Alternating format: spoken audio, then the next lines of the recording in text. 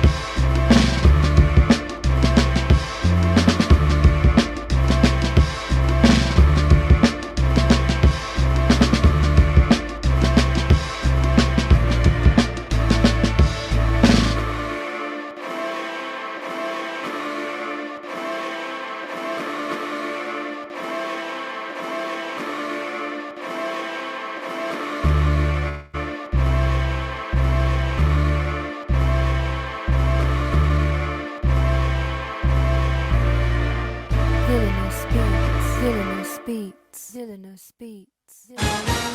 This just in. Feeling groggy in the morning? Coffee just can't give you that pep in the step that you're looking for? Try Pop Starts for that great get up and go that adults need. Pop Starts has the vitamin and nutrients that only grown-ups can partake in, and with flavors such as tossed salad and scrambled eggs, and Jack Daniels and Bud Light flavors to start your day or end it. There's nothing better to wake up to unless you count that depressing cubicle job. Well, anyway, try Pop Starts today. Pop Starts is not part of the Kellogg's Corporation. Pop Starts could give you diarrhea. Pop Starts are not found in your local grocery store.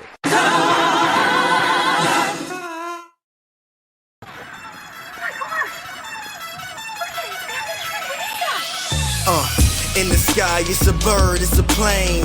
Flying high, I emerge through the flames. Have no fear, I'm here, so stand back. Melanin activate, the name is super black. In the sky, it's a bird, it's a plane. Flying high, I emerge through the flames. Have no fear, I'm here, so stand back. Melanin activate, the name is super black. Imagine that, a future that's super black. Long as your skin brown, your superpowers intact. What would your powers be? Just hope it ain't super whack. Spatial manipulation, create a portal that's black. Maybe just super speed, time travel to run it back. Or cheat manipulation to keep my spirit intact. As I encounter evils the world face, demons the world makes, I'm needed the world at stake.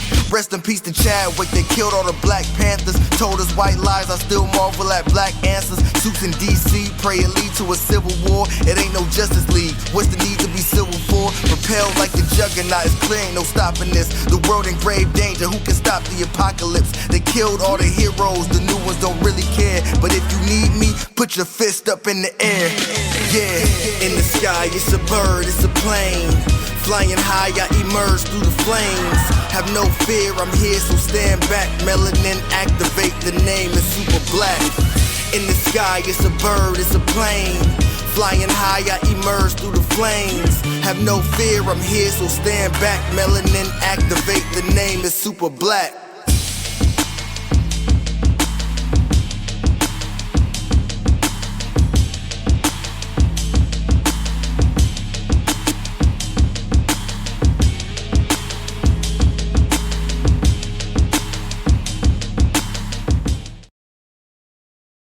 Hey, everybody, it's Tuesday. Welcome back. It is your man on the wall, Chris Fury. Thank you for tuning in. This is Blurred's Eye View. I hope you guys are having a good start of the week anyway. And if this is your first time here, show your love on the YouTube channel. Hit that subscribe button and that notification bell. We are almost there with those hours. Help the crew out. Help the crew out. Also, you can check us out on Always Press Record TV. That's APR TV on your Roku and Amazon devices. Also, you can listen to us wherever you listen to your podcasts, including Apple, iHeart, and Spotify. Yeah, there, and all the other places, including Beyond Air, the Beyond Air network. So shout out to the Ohio Media Schools, or OMS, as they like to be known now. Shout out to them. But without further ado, you know what? Let's bring my brother in. Navy. What's up, man? How you feeling, man? Sir, I am magnificent. So who do we have today for those who are in the lost or not in the know? But those who know, of course, they call me the Games Master for a reason. So this is a colossal piece in a game, Hero Clicks. This is Dormammu, y'all. I got me my Dormammu, man. I like to know him as Sir Benedict Cumberbatch II. For those who don't know, he did the voice for Dormammu on Doctor Strange as well. Yes. So yes. I'm happy to have that. So what's going on, brother? No, it's Tuesday. It's Tuesday. I fell asleep at work. Trust me, it's been some changes in my life for the past week since Thursday. Yeah, a lot has changed with me since Thursday.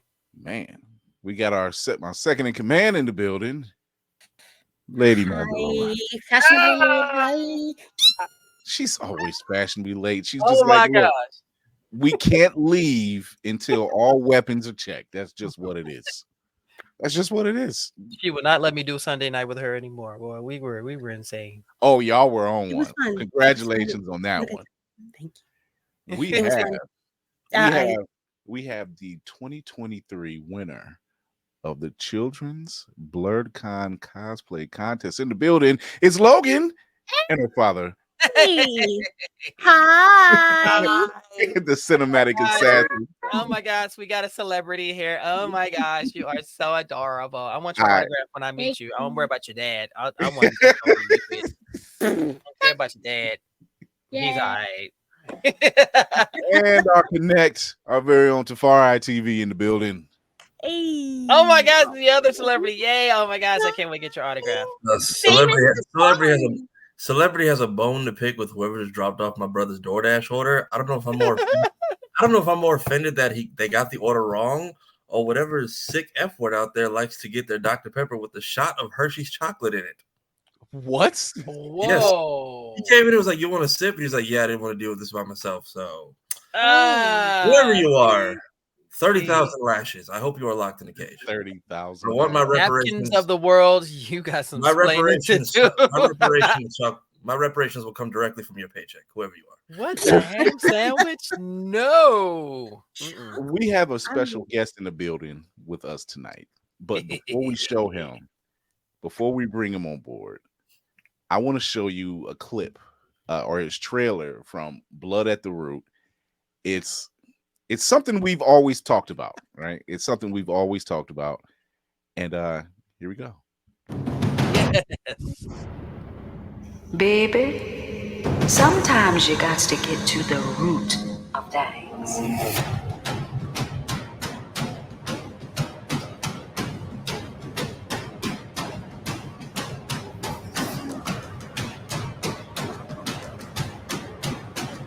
I don't know anymore. It's reckless. 100 years and you still know how to hold a grudge.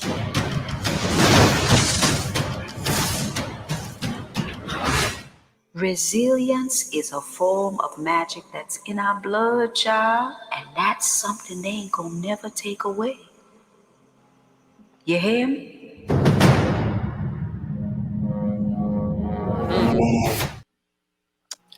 Man, Ladarrion Williams is in the that's that building. mama face with the let's go. Let's go.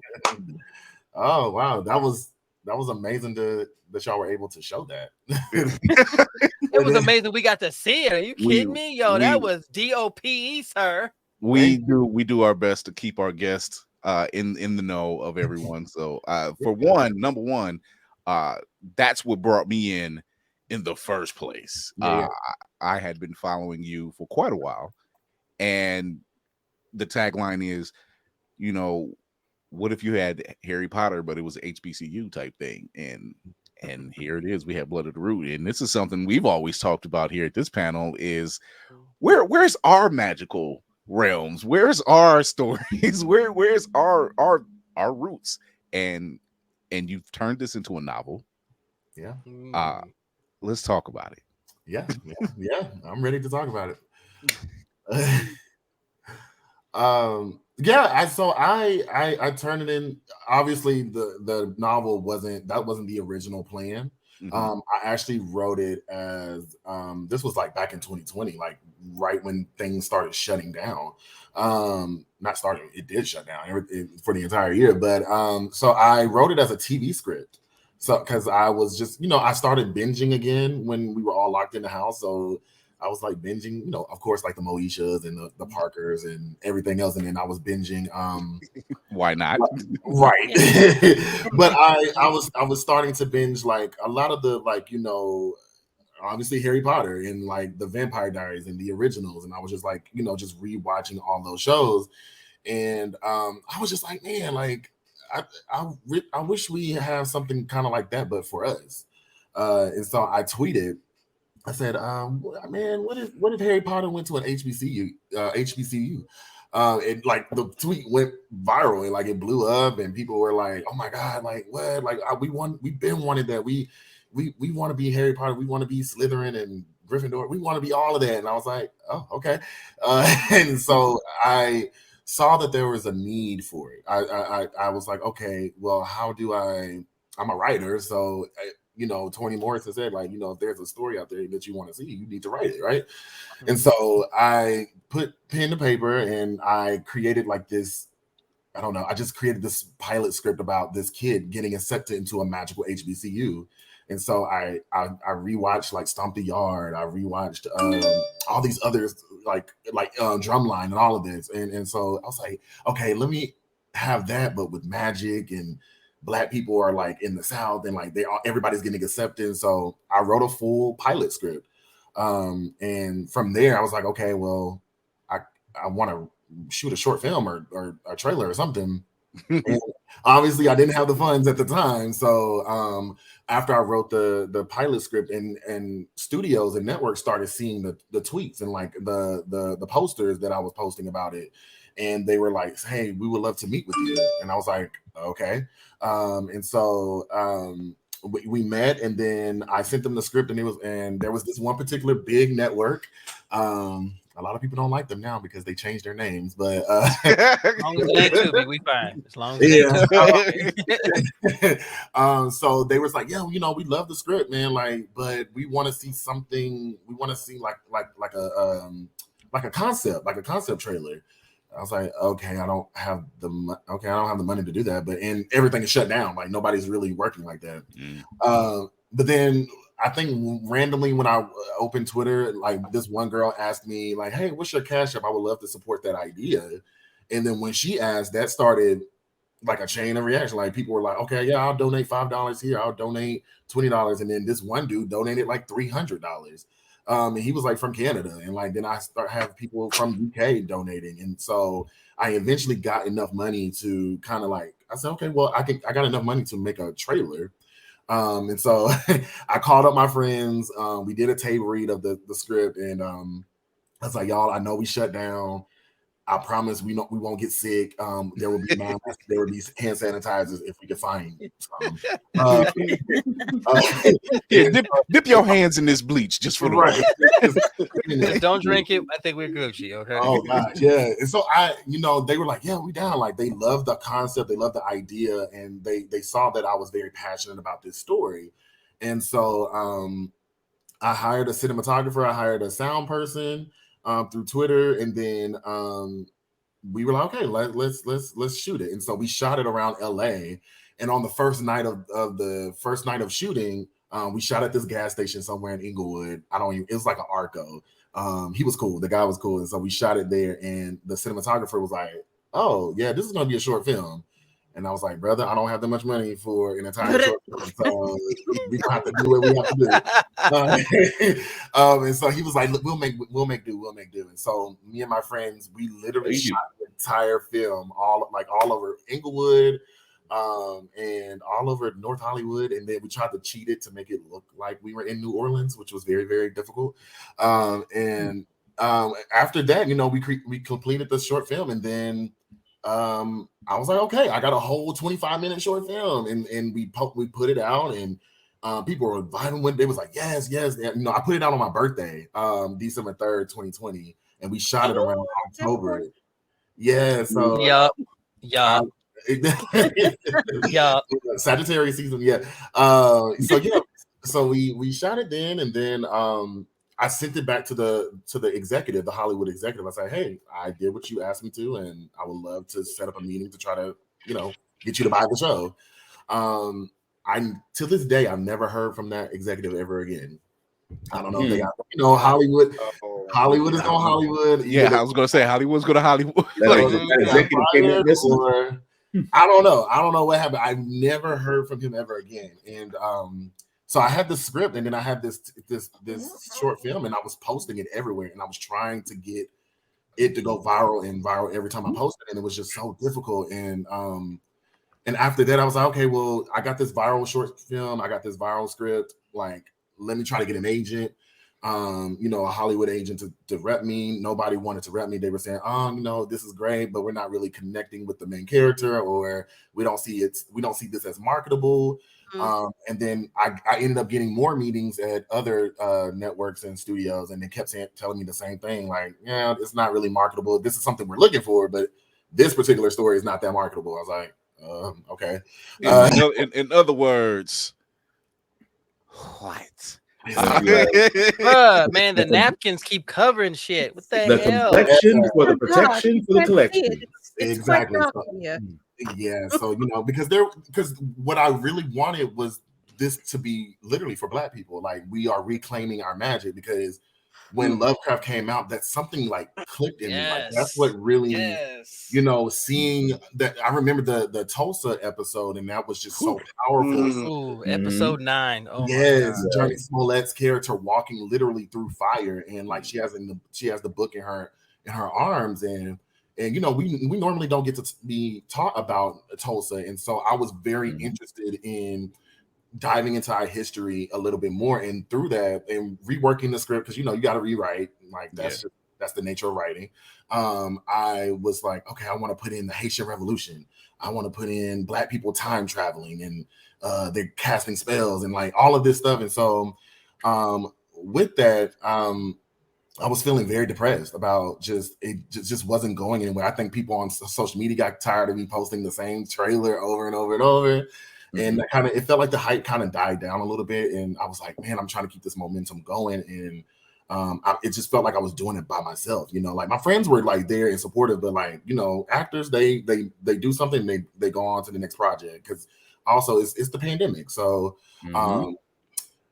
I was like, okay. I was talking to my friend, and it was like, hey, like, I think you should turn this story into a book, like, because you always loved books. And I was like, no. And, this was during the riots and George Floyd, and it was a lot of racial tension. The burn. There was a lot of going on, and I was very radical in my thinking as far as like this is when I was really like radical in my thinking. I was like, I don't want to see black men being killed or shot by police or dealing with racism in this type of story. And I knew for a fact that publishing was not going to like that, because at the time publishing was only producing books that if they had a black boy lead specifically, they were only dealing with police brutality. That was their story, and then they died by the last page of the book. And so I kind of put it off for a little bit, and just like a year later, I was just this story wouldn't leave me alone. And like Malik wouldn't leave me alone, who is my main character, and like this world just kept growing and growing in my mind. And so I was like, okay, well, I'll try to write it as a book, because I do remember reading books when I was in high school. I was in high school when the YA boom was like it started booming. Like, there was Hunger Games, Twilight, and Divergent. Yeah. We had to go when the movie dropped back then. You had to wait till like 12 o'clock at night on a school night to go. Yeah. That was kind of like the era. And I love those movies, and we grew up on them, but I just got tired of not seeing me. Like, I got tired of not seeing my friends, on there, getting to have the adventures and getting to have the love stories, right? And like they always have the dystopian stories, but they were always with the white lead. I was like, I don't know if the white girl will be saving the world during a dystopian society. I don't know. I can't depend on a girl with a Stanley Cup trying to save the world. Yeah, I don't know about that. And so I went to Barnes and Noble because I wanted to pick up reading, because I stopped reading for that reason. So I went to Barnes and Noble here in Burbank, and I asked the clerk. I was like, hey, I'm just getting back into reading. Like, can you help me like pick out some books? And so we went to the YA section. I was like, I'm looking for books with like black boys on the cover, and I don't want them to really be dealing with racism right now. She's like, yeah, sure. And she went up and down, like she was looking up and down. And the YA section is pretty big, but at the end of the day, it's pretty small. So we went to the YA fantasy section, and then she was looking up and down. I was looking up and down, and she was like, oh, what about this book? I was like, yeah, I like that. Like, I want to support that book, but I just don't want to deal with police brutality right now, because it's in our faces every day on social media. Right. I just don't want to deal with it. And she kept looking up and down, and I looked up and down, and she looked at me, and I looked at her, and she was like, huh, like there's really not books with young black boys in the YA fantasy section that don't really deal with racism and police brutality and get killed and be pushed to the side to help the white main character realize their dreams and their purpose in life. And so that's when I was like, okay, with my friend telling me, and then with that, I was like, okay, I gotta write this as a book. And I locked myself in my apartment for 12 days and wrote the first draft of the book of Blood at the Root. And that from there, adapting it from the script to a book, I had to create more characters. I had to build out the world a lot more, because with the pilot script, you can only go so far into the story. And technically act one of the book is the pilot script. So I had to build out the college and the classes and the curriculum. And so I had a first draft, in 12 days. And I was like, okay, I'm going to self-publish it. I was like, I'm going to self-publish it, because publishing just don't want stories with black boys as the magical character. And I hired an editor. She's a black woman. Her name is Margot Weston. And she's from Louisiana. We still talk to this day. And when we were working together, she was like, Ladarrion, she was like, this book is too good. She was like, I know you want to self-publish, but you need the engine behind you to really, really help you get this book out there. And I was like, Margot, no, I'm good. I'm not trying to have that heartbreak. Hollywood already broke my heart with this story. I can't have publishing break my heart too. So we kept working on it. She kept saying, look, publishing needs this story. Like, she was on the same front as I was. She was like, there's really not a lot of books with black boy main characters in the YA fantasy. I said, okay, this was like March. This was like around April, May 2022. And, 2021, sorry, 2021, April, May 2021. And I went on query. So I started querying agents around May. And for those that don't know, querying is just you send a cover letter and about your book and like a little bit of like a sample to agents. And I was getting rejections from like the very first hour that I sent emails out to for literally. I was getting rejections in the morning, late at night, and they were saying the same thing that Hollywood producers were saying. We like it, but we can't really connect to the main character, or it's not really marketable for us right now. And I was being petty. I was sending every single rejection to my friend Mark. I was like, see, I told you, I'm going to self-publish this. And she's like, just keep going. And then we're going to rework the first 50 pages. We're going to rework the first 100 pages. And so we did that. And then around May or June, I got an offer for representation. And I was like, oh, okay. That's cool. Okay. And when you get an offer for a representation, that's when it's weird. It's a weird dynamic. Like the tables turn. Now they have to convince you to sign with them because now they see value into your work. And so I said, okay. And typically when you're getting an offer, you have to let every single querying agent know that you queried, hey, I got an offer of representation. Hurry up, because you only got so many days to make a decision. That's typical. That's a typical thing in the industry. And so I was getting, agents was dropping out. They was like, yeah, we're good. No, I'm good. And I ended up getting 2 more offers from agents, and I had to spend like 2 weeks in like July, August to kind of make a decision. And then I currently signed with my agent now, who we're still together, is Peter Knapp at Park and Fine Literary. He took a chance on Blood at the Root, and he really believed in my vision.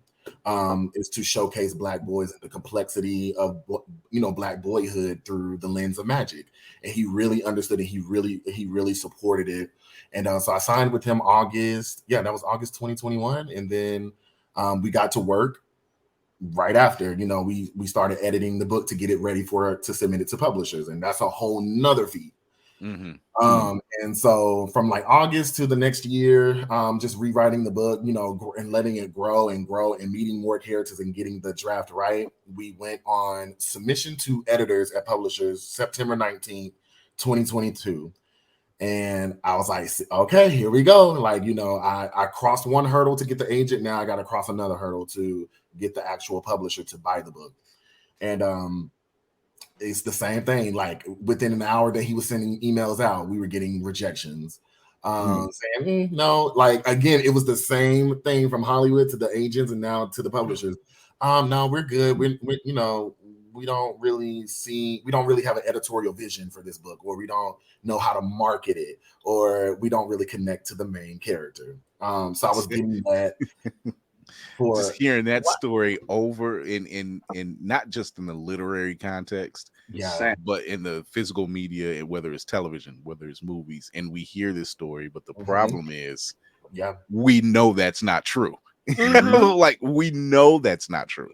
And my stuff was going viral still, like on YouTube, and so it's clear. And then I went viral on TikTok because I joined TikTok at that time.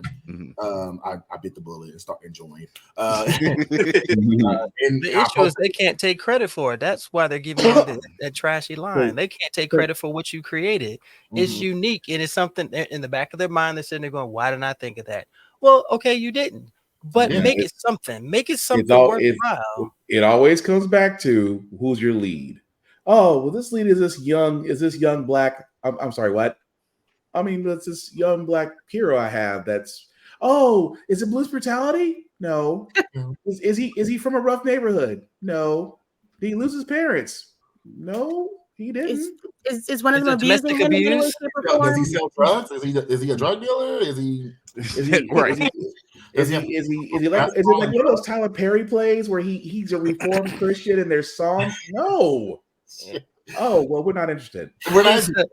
He's a runaway preacher. No, right, he's not a runaway preacher. Yeah, it's just so and looking back now, I was very dramatic because being on sub to publishers, like you're literally at the door. You just need somebody to open it, right? Like so every day I was getting like 2-piece comboed every day. Like I would get one in the morning, and then you're checking your phone every 5 minutes, which is not healthy. I don't recommend Yeah, because my age, because I don't like silent rejections. I have to know. Like, just give me a yes. I don't like silence. So I told my agent, if they say no, just send it to me. That way I can just count them out.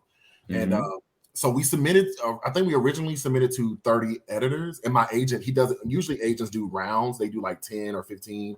And so we were running out. Like people were saying no. Like by November, December, and Hollywood and publishing, they shut down for like 3.5 weeks in December because of the holidays.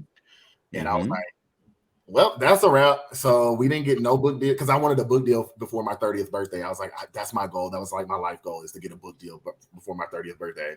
And didn't get it. My birthday, December 3rd. I got like 4 rejections on my birthday. I was like, whatever. Yeah. And so like things started shutting down, and at that time I was going to Chicago to work on a play of mine because I'm also a playwright. So I got to go to Chicago to work on a play.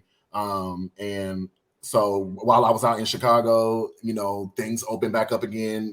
People were going back into the office, and rejections was flooding in. I was like, we're down to like literally less than 10 editors. So I got to break up with my book, and just say, hey, I tried, but maybe it's just not right. It's not the time right now. And woke up one morning and I had an email from my agent saying, hey, Ladarrion, please call me. We need to talk. And I was like, okay.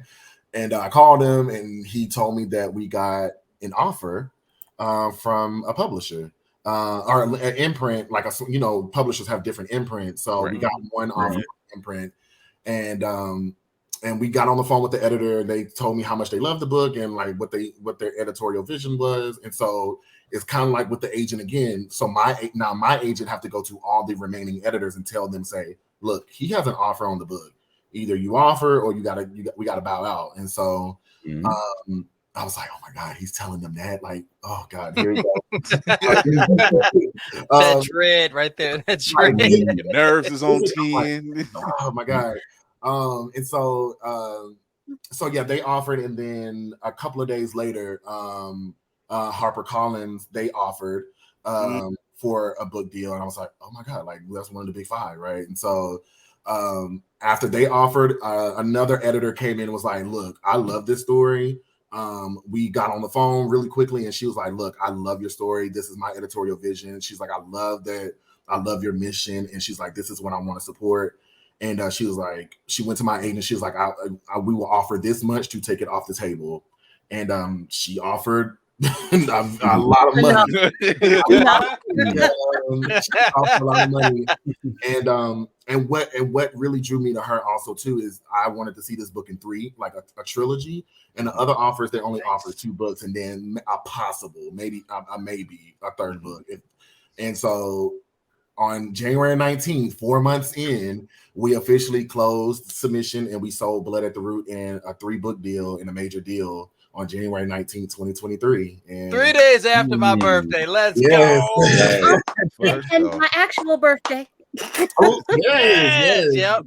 So, I was doing Lyft. I was so I went back home, came back to LA, to do Lyft, to back to the 9 to 5, I guess if you want to call it that. And my agent called, and I was like, okay, this is something. And so my agent called. Yeah, he told me, he was like, hey, Ladarrion, do you have time to talk? I was like, I'm driving right now, but let me pull over. I was in the middle of downtown somewhere, like downtown LA. And that's when he was like, yeah, he's like, you officially sold the book, Blood at the Root. You're going to be, and they're going to fast track the book. So they're going to have it come out May 2024 instead of May 2025. And wow. Like I got to give you this. Because you better. That's a much thought off after situation that here on this platform within the Blurred community, we talk about seeing ourselves in leads, whether it's action, sci-fi, fantasy, romance, and it's so necessary. Yeah, it's so necessary. When you hear those stories, just like you told that story, they kept turning it down. Oh, it's not our vision. In other words, it's not napkinized. It's Mhm. not for the action. It's not what we're looking for right now. It's We really not appreciate unseasoned mayo enough. It is not for the Cauliflower Coalition. Right. Yeah. Yeah, because So- it's in because this book, what I wanted to create this world, but we learn our history, we get reconnected to our ancestry, and and it talks about, it does have tough conversations in our community, and I don't even know if I can say I can understand, but like when they read stuff like they're like, Haitian Revolution, these kids are time traveling back to that point of history, and they're seeing heads getting chopped off. We don't know. We want to talk about this. We don't know. And I was like, because as a kid from the South, I was born in Alabama. Like, we didn't get to learn about the Haitian Revolution, and not realizing now that the Haitian Revolution sparked so much in Black history and it inspired so much in Black history, all the way from Louisiana to Alabama, Mississippi, all the way to the Gullah Geechee. Like, it sparked so many insurrections. And so I wanted these kids in this story to learn that. And I want kids and everybody like who buys the book to also learn that as well, because these are like a lot of hidden history, Black history that they're refusing actually to teach in the American school system. So yeah, thank God my editor, Lisa Abrams, she took a chance on the book, and she's been very, very supportive of the book so far. And we're 3 months now. Today, we're 3 months away from having it in bookstores. So, Cinematic Assassin, you had a question, and I want you to ask it. You always got a question. Because I just wanted to let you know you're amazingly inspirational, because we're actually mutuals on Twitter. So I was in the Twitter streets when you were like, "Hey guys, how do y'all feel about this Harry Potter HBCU idea?" And so seeing that go from a tweet to then seeing the little film drop, and then now it's a book that's coming, like it's a real physical thing. Like, I saw your unboxing, I was like, that's crazy. Like, it literally was an idea, and now it's a real thing in the universe. Like, thank you for that. Like, thank you for me being able to be a part of, like, a passenger on this whole process. And with that, my question was, what was the transition from it being a script to being a novel? Like, what did you have to do to make that transition and flesh that out? Yeah. So it's interesting because it's writing a script. Screenwriting is already, sometimes I have a love-hate relationship with screenwriting because it's so formulaic. They don't want I've been told so many times when people read my scripts, like, oh, it's very novel. It's like a novel. It reads like a novel. And I'm like, oh, okay. And then writing the novel, my agent would tell me like, oh, it's kind of like a screenplay. And I'm like, damn, okay, so how do I switch it up? And so I'm a playwright at heart, and so I was like, okay, Ladarrion, how do you infuse the two into this book and like talk about crafting like amazing prose, or in my opinion, I think it's amazing prose, and but also when I was reading books, I was like, okay, Black people don't talk like they're in a Shakespearean play. So I want to, and I'm from the South, and so I want to hear my mama talk. I want to hear my aunties and my cousins and my friends. I want to see that in a book. I want to see the AAVE, and also it can manifest magic. It can manifest their spells, and so I was really diving into all of that. I was reading not only scripts, but I was reading other books, but I was also reading plays. I was going to go see plays. I was going to go see authors like talk about their books, and I was like, okay, I gotta sit down. And with my agent, he told me one day, just be unapologetic about what you're saying in these chapters, and be free. And he gave me that, he gave me that reign. And so this, I don't even know what, because I wrote so many drafts of this book, I don't even remember. It's now but there was a moment where it really clicked. I was like, okay, I want to see a chapter again, like the Haitian Revolution. I was like, I want to build a whole chapter off of that. And now getting into that chapter, I was like, okay, that's going to spark so many events in the book. Now, okay, I want to write that, and then going to And also, too, when you write a pilot script and you haven't sold the show, you don't have the other episodes to show people. So now I really got free reign to talk about what I want to talk about in the story and showcase what I want to talk about. So that kind of lifted a lot of pressure off of me while I was editing the book, while I was rewriting it. And still letting it be visual, even though you're reading it. My publisher says that the book is very cinematic. Even when they read it, like they can still picture the magic, and they can picture the school and Malik. I don't know, he's conjuring hurricanes and fire, and he's calling on his ancestors to basically like, yo, help me out. I'm in trouble, you know. And so so it's just I had to really step away from the pilot. I haven't read the pilot script probably in 2 years. It's on my computer. It's in my file. It's going to be one of them things where you reach back and be like, okay, I can change this because now it's a little more relevant or something. Yeah, so it happens. That happens. And now when we get update it to the times, I can update it and really and take the lessons that I learned about writing a book back to screenwriting and really be unapologetic about what I'm trying to say in the screenwriting, because that's when people are really going to see it visually on a screen. So this is coming out at a time as I've coined this year the year of truth, because things have been popping up and people getting aired out, and it's become Issa Rae has literally just said, you know what, I got funds that I'm putting together, and didn't I call this, guys, putting funds together so we can do our own thing, because seeing ourselves on a television show or in a movie and it doesn't fold over well for the general masses,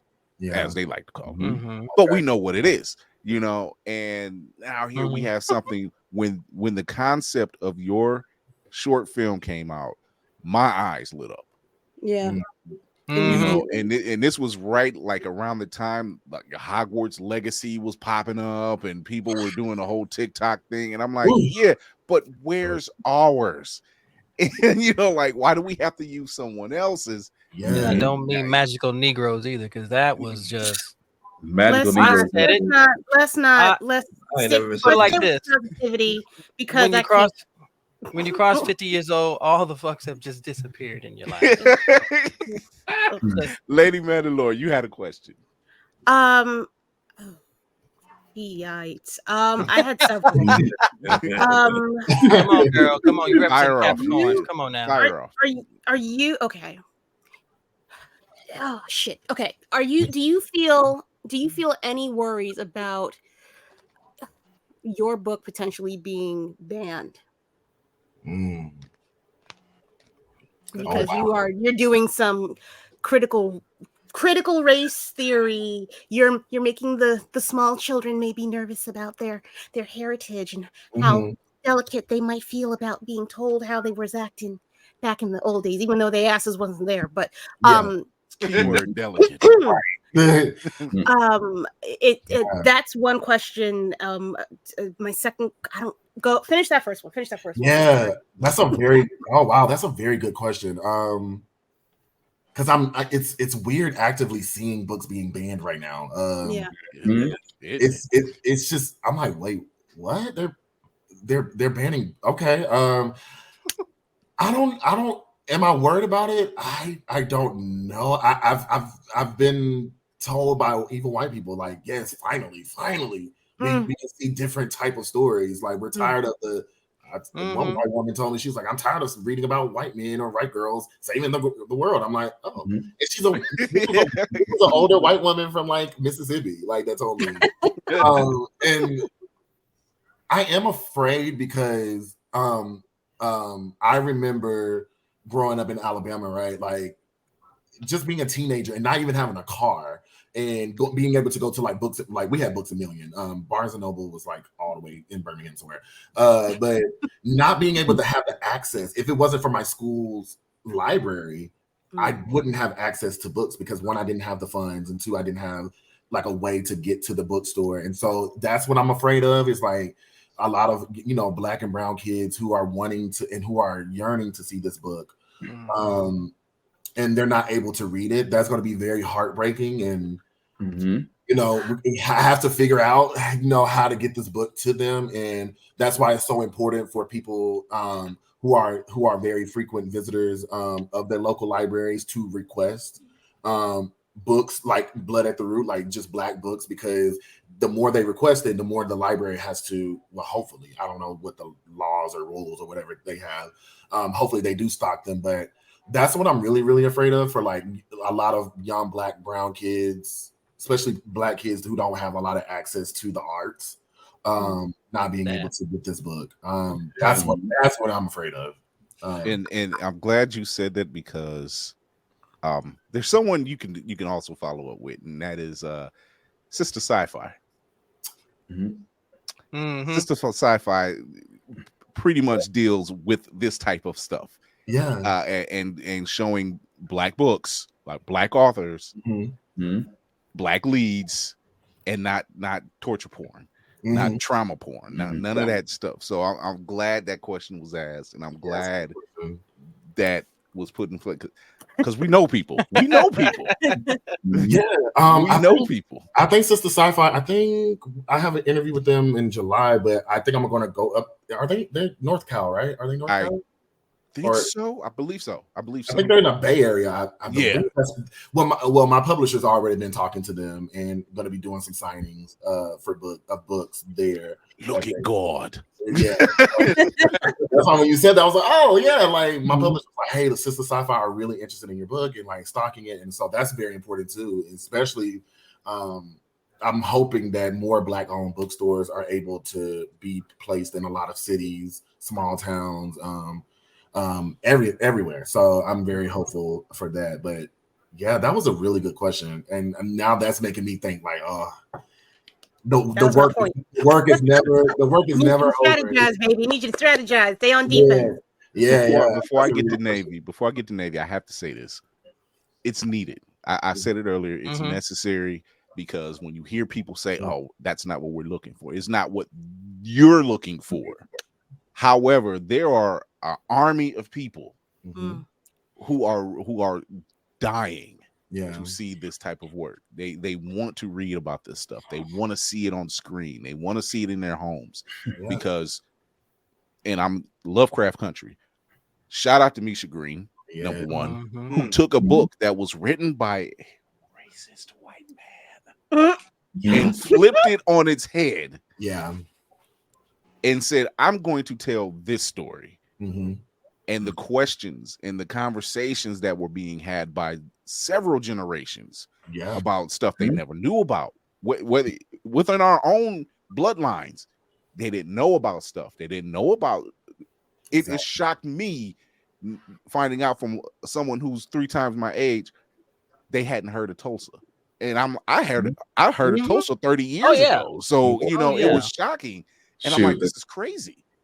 Tulsa, sundown towns that have been drowned out by lake towns. It sparked the conversation in my hometown. Yeah, so this needs to be told. These stories need to be talked about, because someone, just like you said, that white woman in Mississippi, she was like, finally, I want to know. I want to know, So when you hear stuff like that, when you hear about the Lake Laniers, which has a horror movie now, is it like, please tell me your ancestors are like burning the boats, and is that the premise? I was like, oh, look at that. The Central Parks and all the different man-made lakes around the country and everything. When you hear these stories, and when you hear about, they're going to ban books in Texas and in Florida and all in Virginia, and it's like, why? What are you hiding? What are you hiding? We're in the year of truth now. You're hiding something. The grandparents don't want to let the grandkids know that you might have been racist. Yep. Navy, you had a question. Yeah. First of all, it's a pleasure to finally meet you, sir. I dig what you've done, because I'm a bookhead. I've been back in the day where the library was my rec center. So I don't care what anybody says. What made you decide to go the route of bringing in Haitian history? Because we know ethnic and indigenous cultures around the world all focus around magic. And I've noticed that whenever you bring anything of anything from the islands, anything from the Caribbean involving magic, it's always with a negative connotation, especially in movies. I hate seeing it where you're not letting people see the genuine love and what it has done to allow these people to live and to grow, but rather you want to see the deadly demon in, you know, the voodoo side of it. And I was like, no. So out of all of them, what made you decide to focus on the Haitian culture, which I'm fascinated by, because again, like you said, a lot of people didn't know about the Haitian Revolution and how much of an impact it's had on our folks as a whole, especially around the Gulf Coast and around, you know, around the southern region. So yeah, that's a really good question too. And it's for that very reason. When I was like doing like research, because I've always been very fascinated with the Haitian Revolution. But when I started researching, there was like stories of during the war, right? Like that, you know, they were like a tribe was dancing in the woods in Haiti to call upon like the Orishas, like Ogun and Shango, and to help them win the war. And I was like, wait, what? Like, because you, like you said, like every time you see if they even allude to the Haitian Revolution, it's always it's the black warriors holding the head, like the chopped heads of the white prince, and the like, chicken blood and the dancing and all the negative like, connotations. You on their land and you tried to steal their land and you tried to kill their people and pillage and everything. So I was like, okay, like how do I kind of humanize this, right? Because growing up, like, and this is no shade to American Horror Story because it's one of my favorite seasons, but when Coven. When I saw Papa Legba, which that wasn't, they mixed it, but amen. He was snorting, he was snorting coke, and I was like, wait, what? Like, and he's still a baby? Okay, no, this is not this. No, like, and maybe there's a version of that. I don't know, but the ones that I was studying and hearing people talk about, you know, that there was like Abdurrahia Toya, like this black woman, was chopping heads off, but there were stories that she had super speed and she had superhuman strength, and like she was leading it, and then also hearing about other warriors like really just calling upon the magic. And so I was like, that's not negative to me. They were defending themselves. Like naturally what they would do, and also using that and using the call on the gods and their ancestral powers and using the soil and like the nature, like this all of that, and learning that the boat stops, how like the customs from the motherland, right, Africa, and then they stopped in the Caribbeans, and then they came over here. Those slaves were taking all of that they knew from their motherland, and they were just switching it up. Like, okay, we have to hide this. We can't perform this publicly because we'll be killed. So how can we change this? Like, how can we, you know, practice it in the open, but it's still close. They looking like, oh, they're just dancing around the fire. That's kind of weird, but that.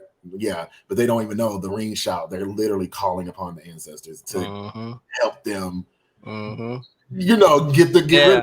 So that's the reason, because I just wanted to humanize that, which I hope I've done correctly. But I wanted to humanize those in that history, because learning about that for the first time as a black kid from Alabama, and I'm like, but we've been learning about Greek mythology all through high school and middle school. And those Greek gods was, I mean, they were doing some foul stuff. They were, and that was each other. That's just y'all did each other.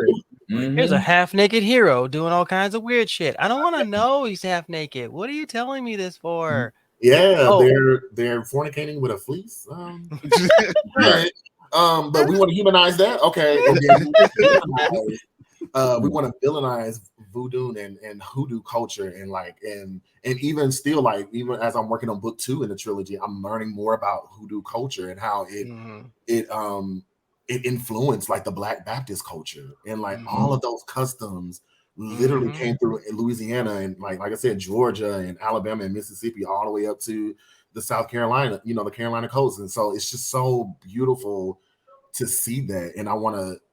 I don't practice it, but I want to at least do my job to honor it, and to honor that sacrifice that they did, because we never know. Like, you know, we're so cut off from our history sometimes. Like, I don't know. Maybe personally, I had somebody, an ancestor in the Haitian Revolution, and I just felt compelled to and inspired to write about it.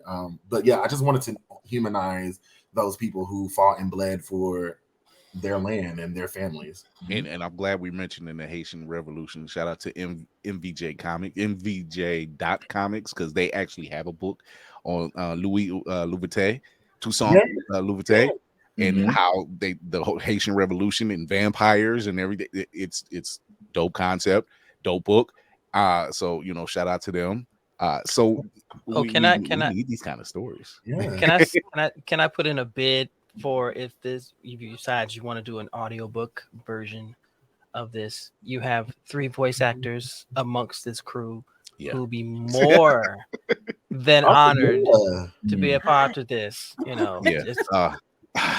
He always does this. I do. Do you want me to do a lyric and sounding like an old Victorian old man? I mean, myself,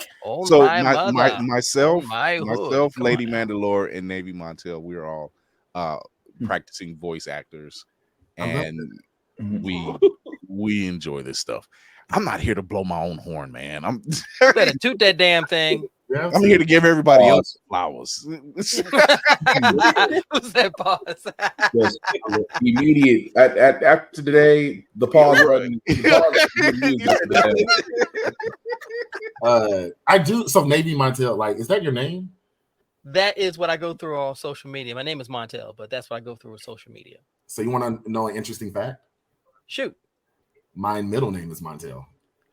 Serendipitous. Let's go. Let's go. So Spartan, about those numbers. Yeah, that's why when I saw that, I was like, wait, I never met another Montel. Like, same. I don't meet, you see, that name is like, are you worthy of that title? Because yes, I am DB voice actor. Yeah. We are credited. Yes, and my last name is Williams. So I've been. No, he's not my uncle.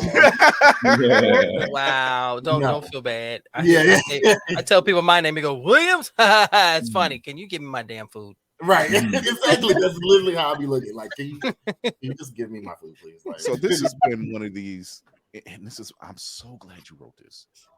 And I know, like I said, with stories like Lovecraft Country, and even that season of Coven on American Horror Story, because I wasn't just rooting for Angela Bassett because of Angela Bassett. I was rooting for Angela Bassett because I'm like, finally, we have someone. It was like, who's about this shit? It was like she was the real supreme, but that's another I was confused. I was really confused by the whole. Wait a minute, what? This is a 300-year-old witch, and she's getting her ass handed to her by a little girl. Okay, all right, that's what we're doing. Yeah. Okay. Yeah. She was calling them out now. She was calling them out, but I said the same thing. I'm like, just don't track. The math ain't mathing. The math is not really. It's literally not mathing. I'm like, no, she's 300 years old, so she's more English. English. What are you talking about? Right. Yeah, it was. I was giving looks like this. Huh? Hey, I'm sticky. I was like, okay. Collective black disapproval. Very black. Right. I am Fillmore. That is funny. Spartan, you had a question. Oh no, I was good. I was going to say, so I was listening to you guys because I just kind of already ordered his book because I kind of feel like I was wanting to read this because, again, not just to reiterate. First off, read banned books. I cannot stress that enough because you individuals, really, you puntas, you pendejos, you mata de libras, you anyway. You individuals make me sick sometimes about that kind of stuff. But no, all jokes aside, perception is everything. I mean, the fact that we say we want our leads to represent us and make people uncomfortable. So what? Because for the longest time, didn't bother you when we were watching your movies. So why should it bother you when you read our movies, when you read our books, when you see our stories, our television shows, things of that nature? Why does it bother you so much that now the shoe's on the other foot? I want to be able. I want to lean over in the theater to that one bendejo, say, "You shifting a lot over there, yeah." Right? Yeah. See, it's a lot of heat coming off of you. You okay? Yeah. I'm for that time when the first time I got to see Roots in a room full of napkins and the napkins got nervous. That was the greatest 2 hours in a classroom thing I've ever had, to where they were nervous and I'm like, "What's the problem?" Well, it's horrible. Why? It's history. It was. It's history. Yeah, sure was. No one said it was Some of pleasant. us in this room. But it needs to have that. It needs to have that, not just from that shock factor alone, but it goes back to perception. We want to be able to tell stories as you've seen in the comics field. We don't want the struggle stories. We don't want the you have to come from impoverished or unbelievable situations or stereotype demographic stories. Can't we just have a story that we can relate to that doesn't involve A, B, or C and still be able to enjoy it?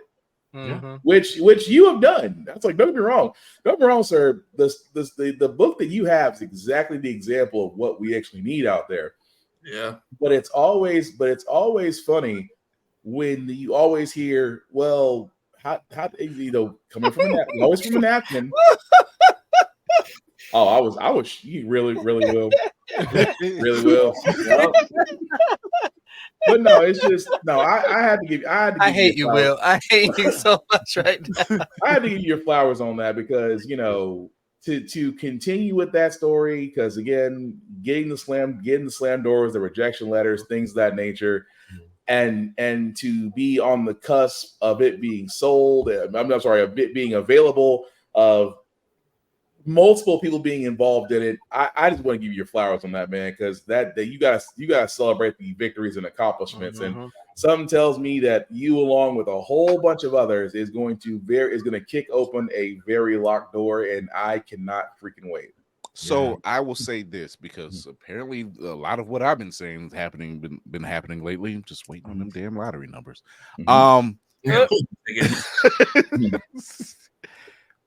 This is the wave, and your book is a part of this wave. And I see this not only as the book, but I see this in film form. I want to see this.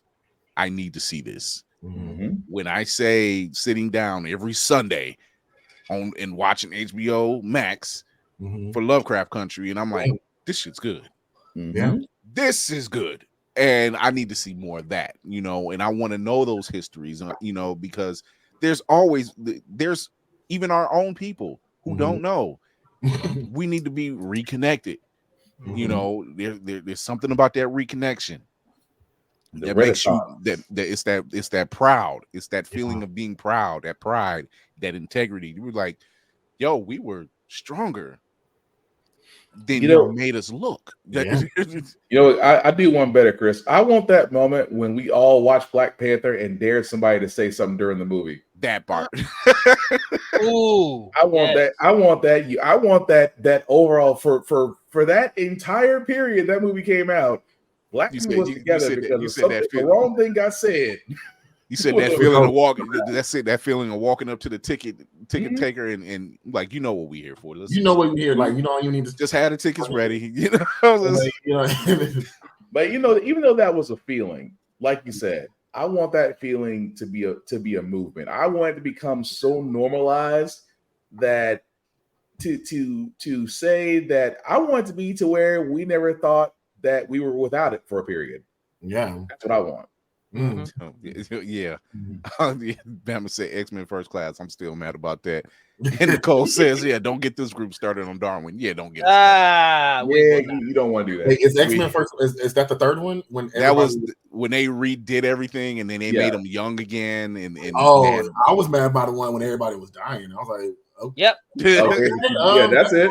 That's it. And they killed the brother who can adapt to anything. But the black dude, like there's always that meme of him like dying. Yeah, I'm like, hold on. I would keep the napkins alive, but you let the one brother that's got a solid mutant ability. I've read the books. My wife is just like, but didn't he just say? I say exactly. His ability was to adapt and survive to everything. Come on, Deadpool 3. I've just been trying to regenerate. His name wasn't Ridge, Thorn, or Braden. That's why he died. Okay. Tafari, did you have a question before we let Ladarrion go? No, I'm good. I know he's pressed for time, so I don't want to keep him too long, but I appreciate what he's doing. Yeah. Because this man is working. That's why.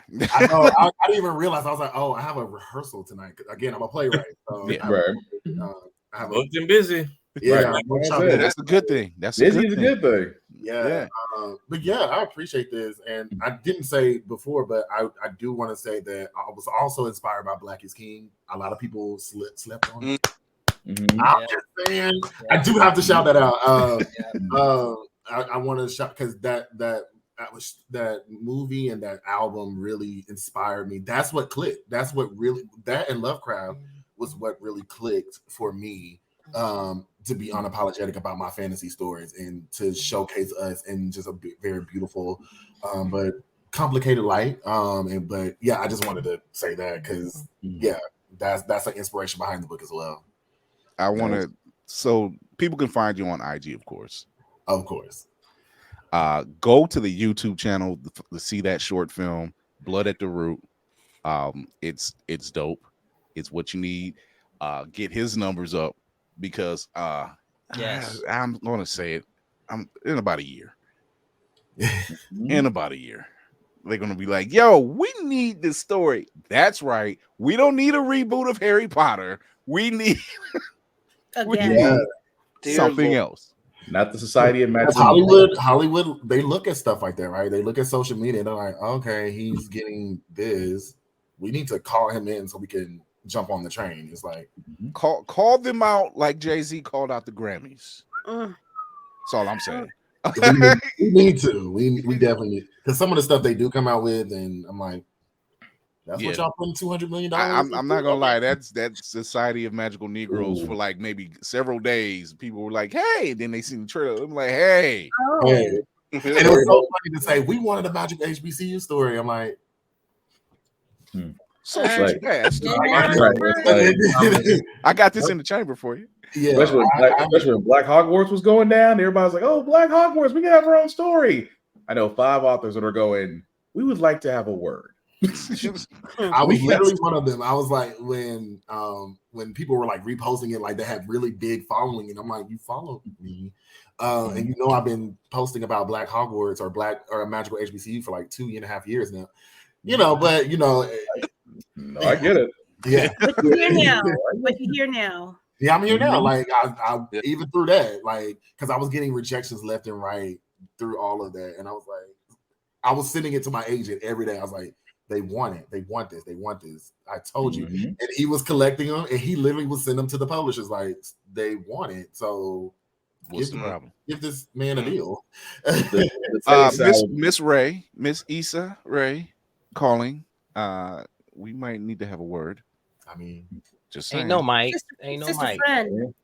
Sis. We need to have a word. We shall have a word with you, my dear. We shall have a word with you. You say you secured funding. I'm just saying you secured funding, but it's like the independent scene is open. I feel like I'm doing the invitation song in the church. The doors are open. We've got the donation. Just come on in. Yeah, exactly. Just need 5 minutes. Come through for a little bit. This is the book, Blood at the Root. You want to go check that out. Get your pre-orders in now. Those numbers are, from what I've seen, they're moving. It's so funny to see my publisher's face. like they're like, just off of a book cover, off of a book cover. I was like, I tried to tell y'all.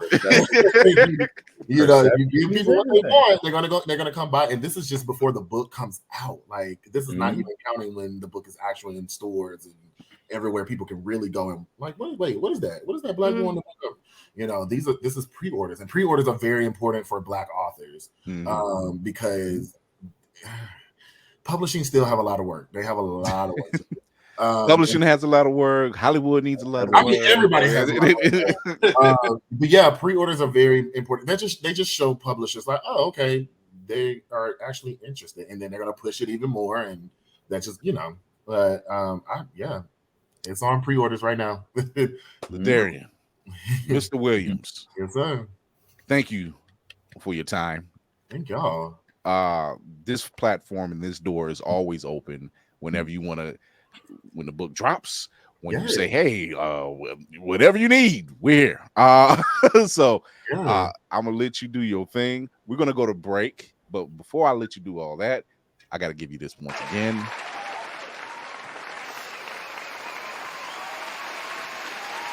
All I gotta say is come back like Jay-Z did with that wall of receipts and just give a speech. That's all I ask. Right, exactly. Here's all the people who rejected me. I have them. I still have them.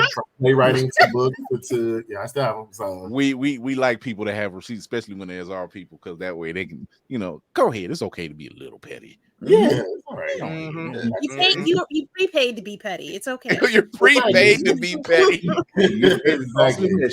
Exactly.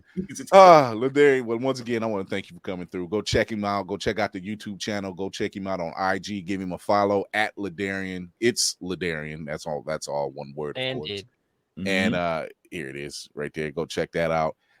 He is putting in the work, in the purpose, in the product. Okay. Thank you for coming through. Thank y'all. Thank you. So we're gonna take a break. We're gonna come back. We're gonna talk about some of the blurred news. Don't act up while we're gone. I was eating. What commercial? Commercial break. I'll give you a commercial. There's a goddamn celestial in the ocean and no one is talking about this. What even is that? Spider-Man, a psychopath wielding powers he has no right to possess. Jameson, not now.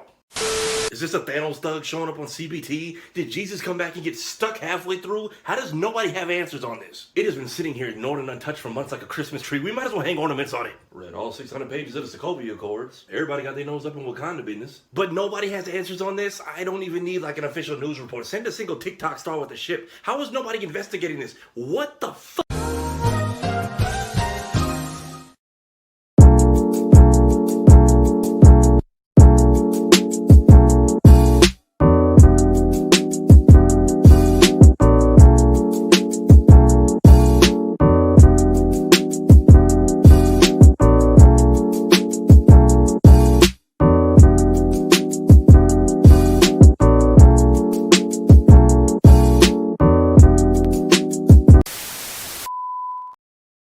Blurred's Eye View is a proud affiliate of Otaku Noir.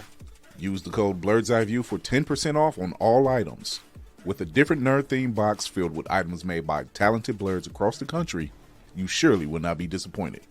Go to otakunoir.com. Otaku Noir, the #1 blurred mystery box company.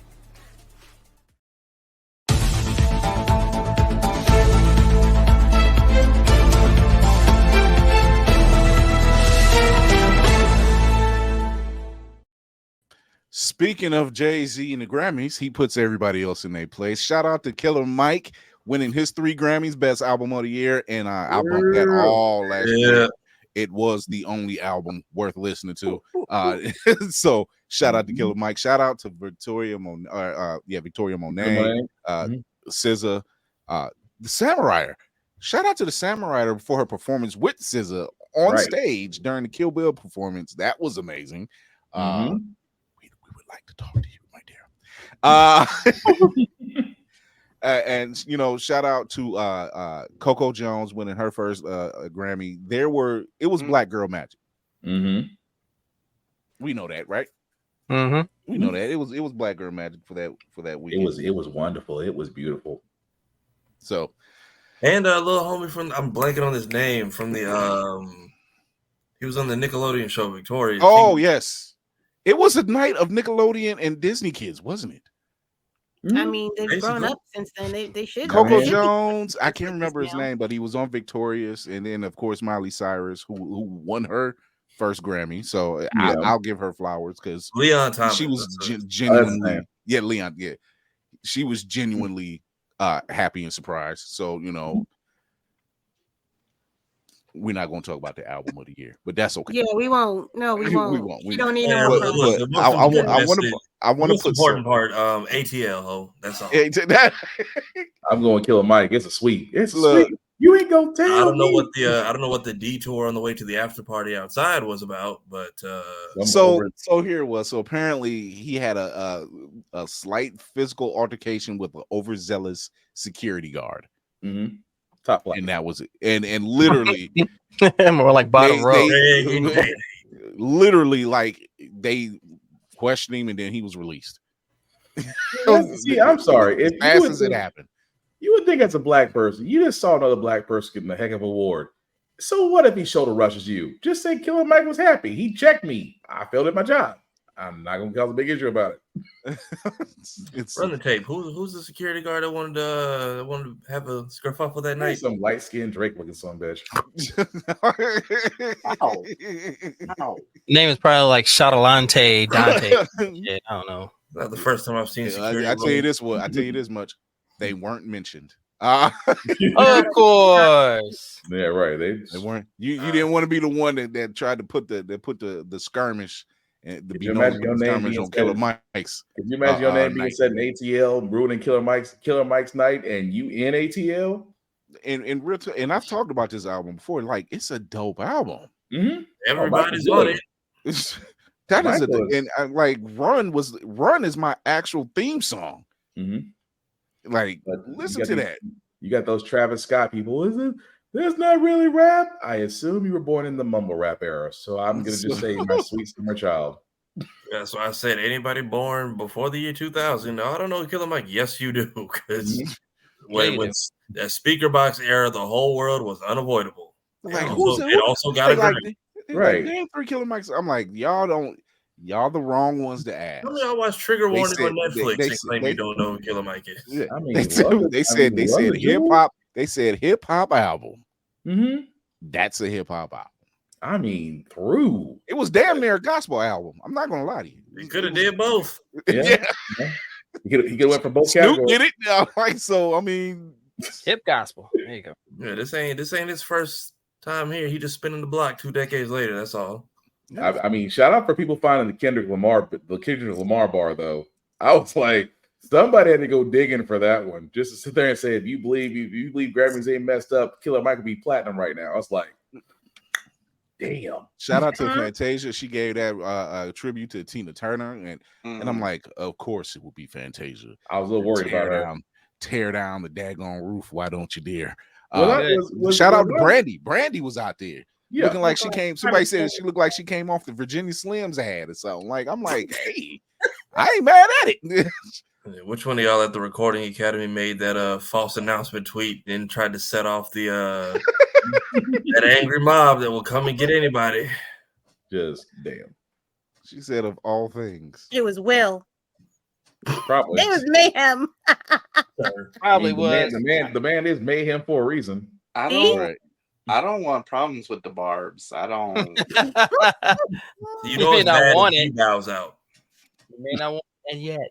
And I enjoy peace. And now everybody's burning sage around Shannon Sharp. Ooh. He better not pick up that phone. Leave that alone, Unc. Leave that alone. And she is calling. I promise you, she is calling. If he can get to the phone, if he can get the phone picked, if he can answer his phone between the angry tweets he's probably getting for not knowing who they was talking about. No, that's appropriate. Nikki, who I know, and I would still say it. Stop it. Somebody's like he's interviewed like 3 different Nikkis on 5 different shows. So it was a valid question. Please just spare Unc on this one. Why do you want to interview somebody that sounds like they chew gravel?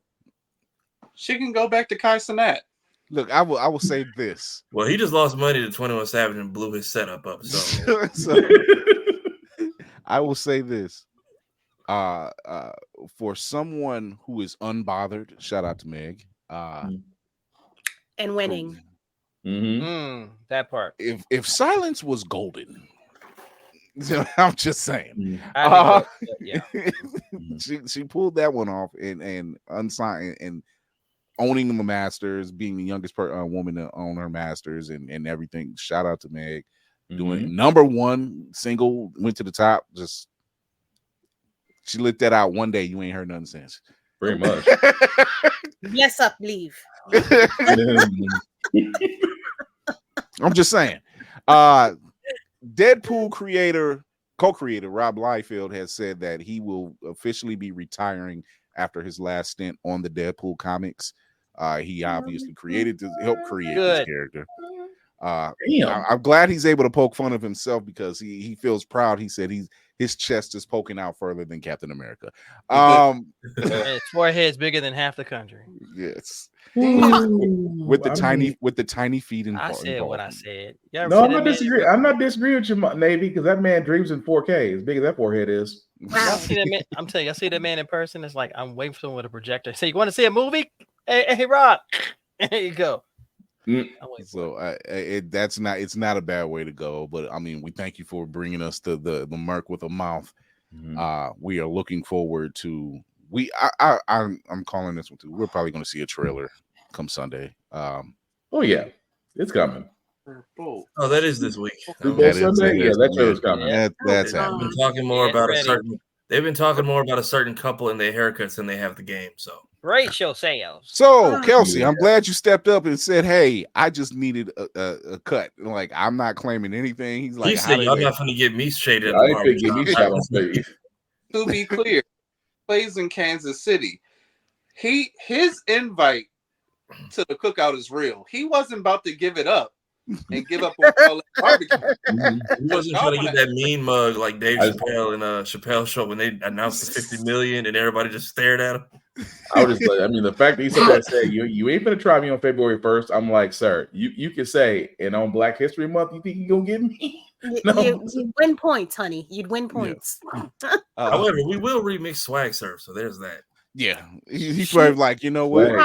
Stop. You know what? She needs to be stopped. It's too late, but she needs to be stopped. I guarantee you, this is the where song's already recorded and cut, and they're going to Hold on. interject it during Usher's performance. Watch. This It's is where gonna be- Beyonce is like Batman. We're like, we need you. Beyonce gonna be like she was in that hat. I'm gonna let my husband speak, and then I'm gonna leave. I know they're gonna try to force her into the Super Bowl somewhere. It's gonna be Usher and her reaction to Usher, and no one else will be there. I just need you to get a little bit ghetto. Please bring out Gucci Man for Spotlight. I need a little balance of black. That's it. I do want to shout out Jay-Z for another reason, however, for being at the Grammy, not just calling out the people behind the Grammys, but having his daughter up there and showing what it looks like to support a black woman and showing his daughter what that support looks like. And that is needed heavily. If y'all don't see it here with us, I know you've seen it with Jigga. When I get nervous, I tell the truth. The kids age different. That girl sprouted. I swear to God, she sprouted. That nose, them Beyonce nose jeans is strong. Because they showed a picture. They showed a picture of Beyonce in blue last year, and then they show her picture this year at the Grammy. I'm like, good Lord, did we watch her grow up during the Renaissance tour, and we just didn't know it? We did, and it was magnificent. Started in Dubai, and then we just saw sprout up over the tour, and she got proteins and carbohydrates during the whole tour. Yeah, she got so confident, and I love that for her too. You thought she got so confident. You thought Meg Thee Stallion was confident. Wait till that young girl steps out. That's what I'm waiting for. You thought Meg was confident. Did you not see that? Okay, so you didn't tell me you didn't see Renaissance without telling me you didn't see Renaissance. Okay, jeez. Okay, let me let you know. The five of us here. Enlighten me, Kira. Look, I watched it. I said, enlighten me. What happened?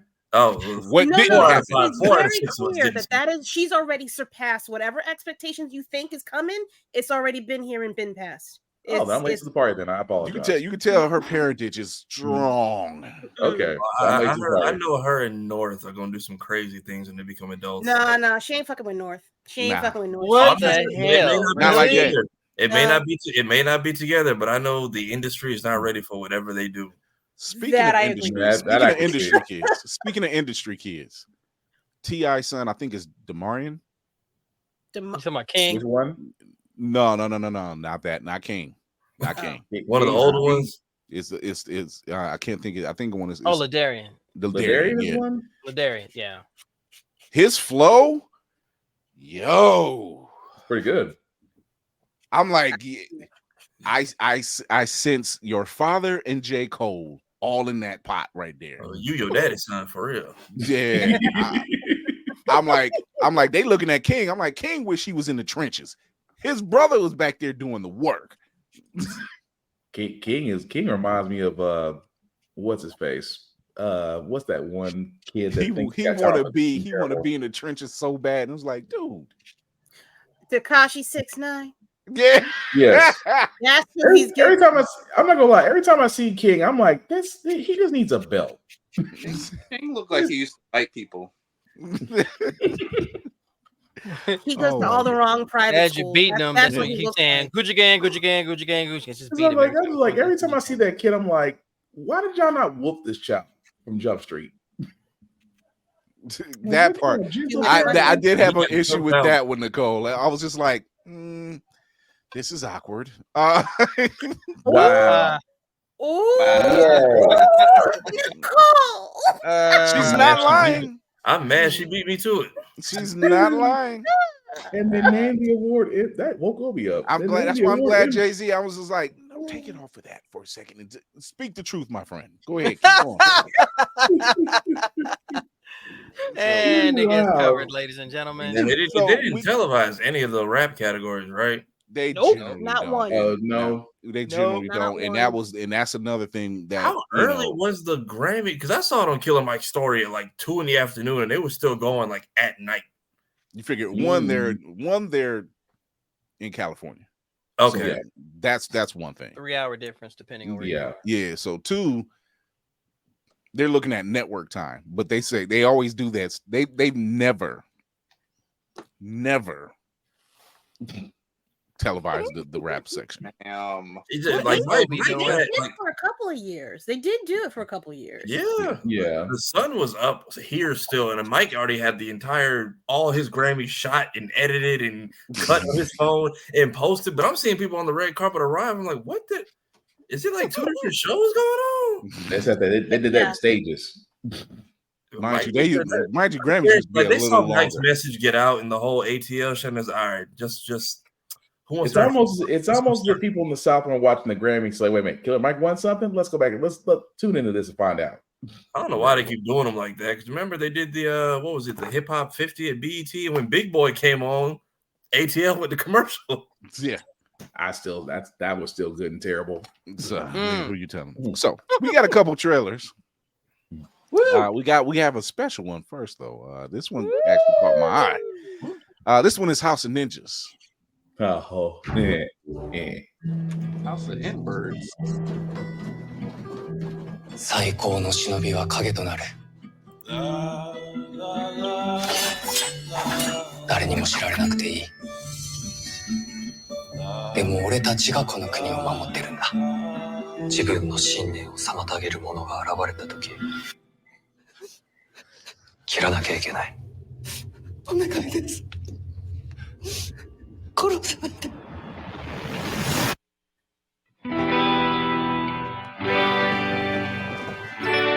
新たな忍びの脅威が浮上した。任務に復帰してもらいたい。俺たちはもう普通の家族なんだ。その普通に家族は満足してるのか。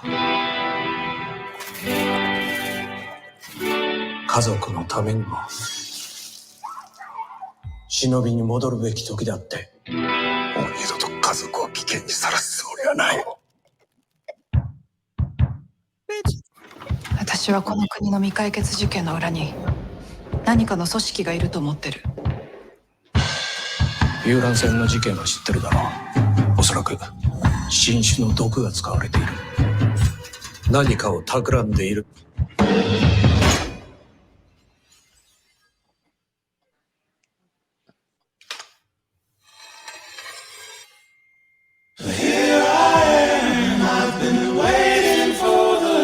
馬党が復活してる。力を合わせれば俺はこの国を誤った方向に導く腐った頭を変える。警察にも仲間が。俺のこともバレてた。家族のことも。お前たちは忍びだ。正しい選択をしな。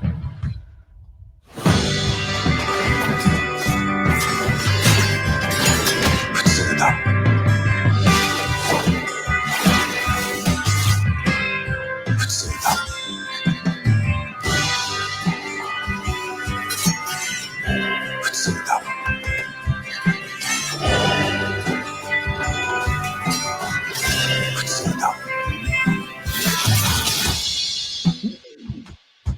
が家はみんな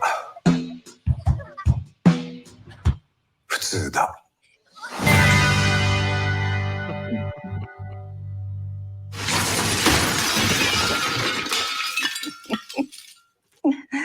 普通ね。 It's right around the I'm corner. looking so forward to that. Can I just say there's always that one character with no eyebrows. You can always rely on having that no eyebrow character, and they just look like, I don't like people. Well, that's why you're in the show. I mean, it's basically Spy Family meets Ninja Assassin. I'm down. That I was getting Ninja that Assassin one. was fire though. Good grief. They didn't slack on the fight scene, so I'm down. Yeah. You just need that one dude that sounds like Nicki Minaj. You are Otsunu. You just need that guy. Oh, I'm sorry. I don't like Nicki Minaj. I'm gonna go ahead and say it. Barbs can come at me all they want. He said, "What are you going to do? Internet thug me?" Oh, I feel like I'm getting a Barbie me to death. Keyboard crippin' and banned with bloods. I'm telling you, but I kind of get like Ninja Assassin vibes, but very much modern graphics. And apparently, a lot of people didn't like that film. I thought it was great back in the day. Yeah. Well, you know. Inside Obi's in the building. What's up? Yeah. He has risen. Watching him ghost headbutt his dad. He's like, boom. He keeps missing every time. Oh no, he's connected a few times. He's learned the iron style apparently. I don't know where, but iron style. So it's a movie or a series that's dropping. That's probably a series. That's a series. Okay. I mean, I hope if it's a limited series, I hope we get a satisfying conclusion. If not, I hope they get renewed. It looks interesting enough as it is. Yeah. Yeah. Anything that's dealing with ninjas, it gives me childhood. Modern ninjas, even more. In February, they knew what they dropped this trailer for. Because we run anime and kung fu, don't we? we run that film. Got another one. We were gonna wait to show this one. So this is He always says that. He always says that we were gonna wait because I have been sitting on this one. I had to the zombie apocalypse to show this. We're thinking we'll show it now. It's like, that would take your mind off the impending doom, now wouldn't it? I wouldn't leave my damn house. There you go. See, that's the whole purpose. Hip hop story. Here we Love and glory. What? Home blue. Who's next? Give him the number one. The number one? Allow me to reintroduce myself. I'm one of the pioneers of hip-hop. We were living large. I come out the house and I choke everybody on the block. I will write lyrics, bro. If I tried to hand you this pen. Hip-hop, alive and well. Hip-hop is dead. The game is trash right now. These whack MCs are brainwashing these kids. Everybody in the street doing this stupid doodle dance. What is that? Meanwhile, we got lyricists who built this, working at burger joints. Happens here. Also, I love hip-hop, but I hate rap. They don't respect the OGs no more. Hey, get somebody taller to stop these Johns early. We got to bring real hip-hop back. I'm in. In one ear and right out the other. Jay? What are you doing here, bro? Hip-hop me. Now you show up after all this time? We got some white women with some really fat asses waiting for you. Okay.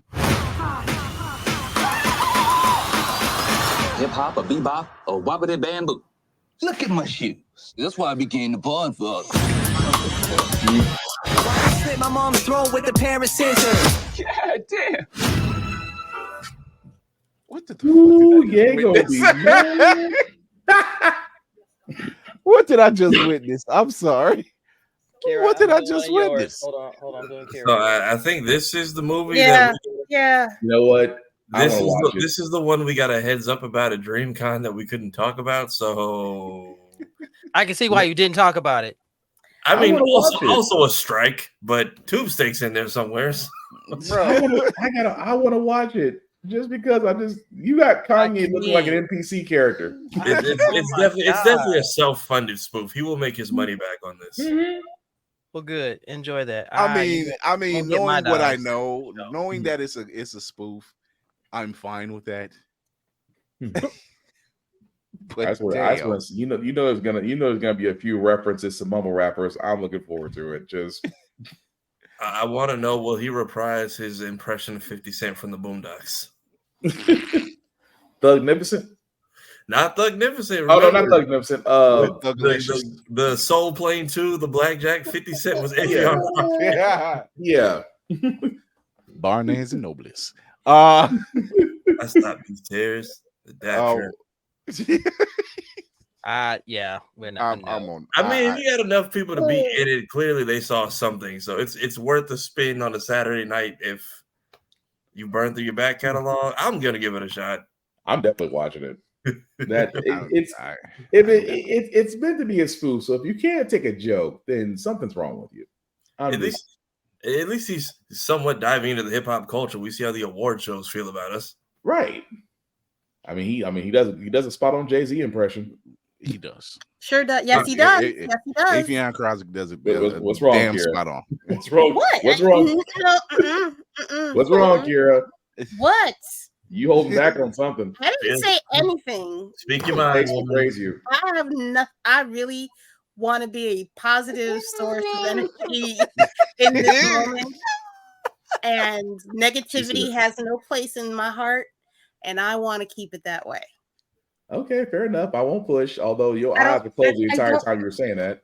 Hey, run the clip.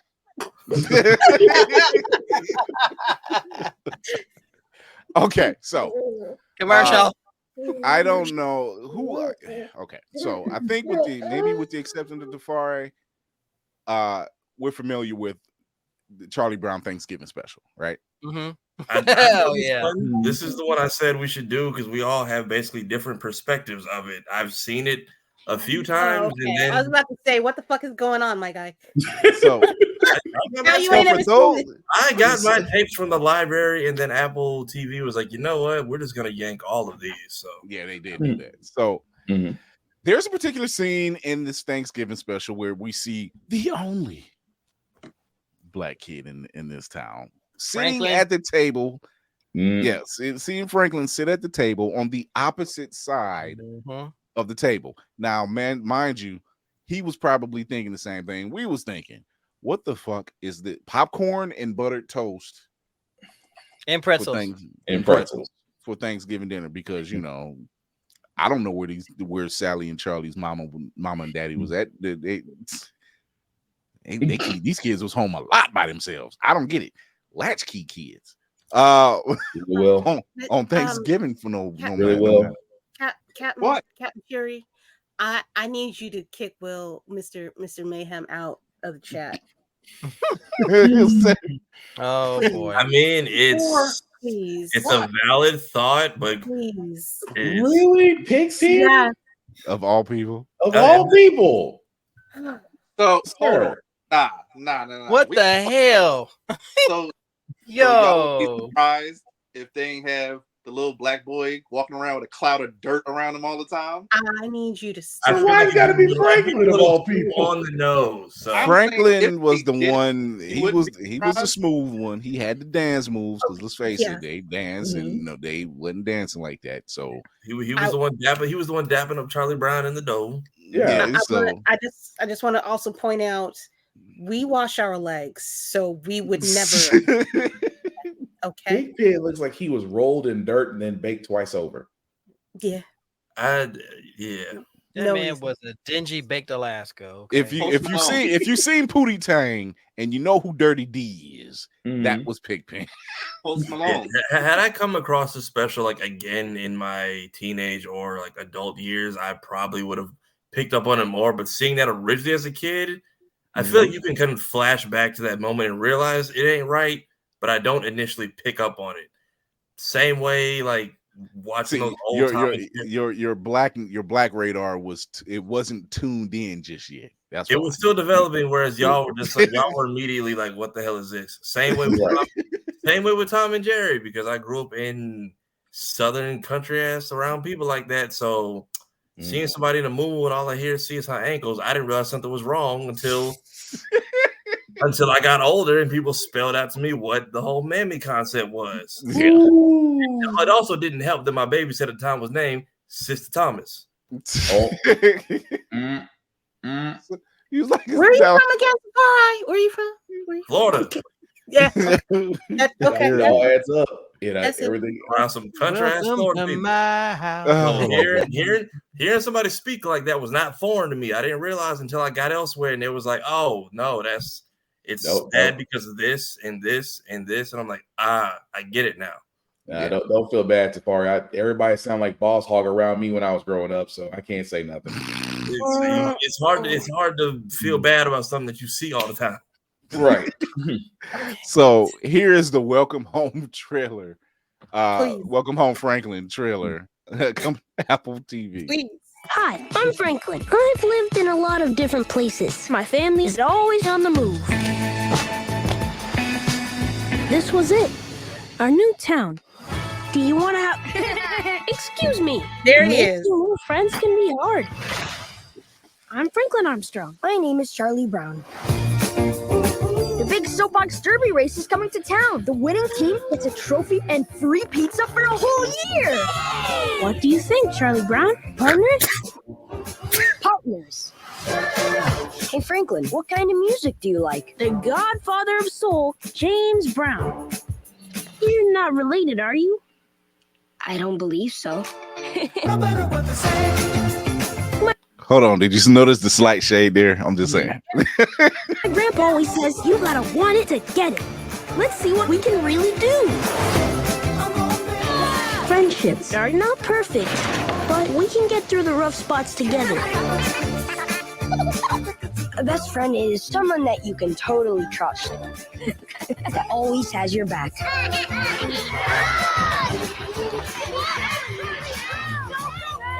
Hey, Franklin, we saved you a seat over here.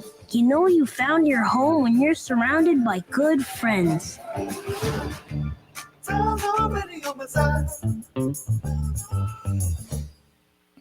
Will, you a fool. Yeah. He said who he said who was the other brown kid? He said who the fuck was the other brown James kid?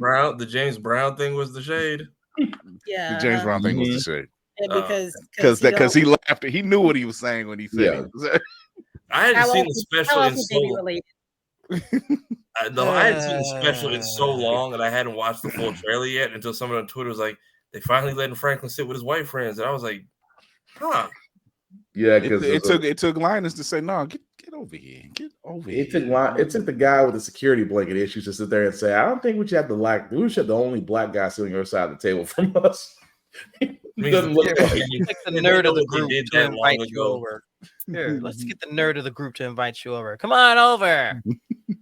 Thanks, guys. Now let's put that. I ain't gonna put shade on Linus now. Linus had some skill with that blanket. Nothing against Linus, man. Nothing against Linus, but I'm sorry. He couldn't do shit with his sister, but everybody else with that blanket, it was a whole problem. It's been 51 years since that dropped. I think so. Look, I want to say it hasn't been 50 years. It's been over 50 years. Yeah, it's been over 50 years. It's crazy because I seen a post by Missy Elliott, and she did a post on IG, and she was saying she got all her outfits from all her videos, and she listed all the videos where she wore the outfits. Jesus Christ, they're all like 25 to 27 years old.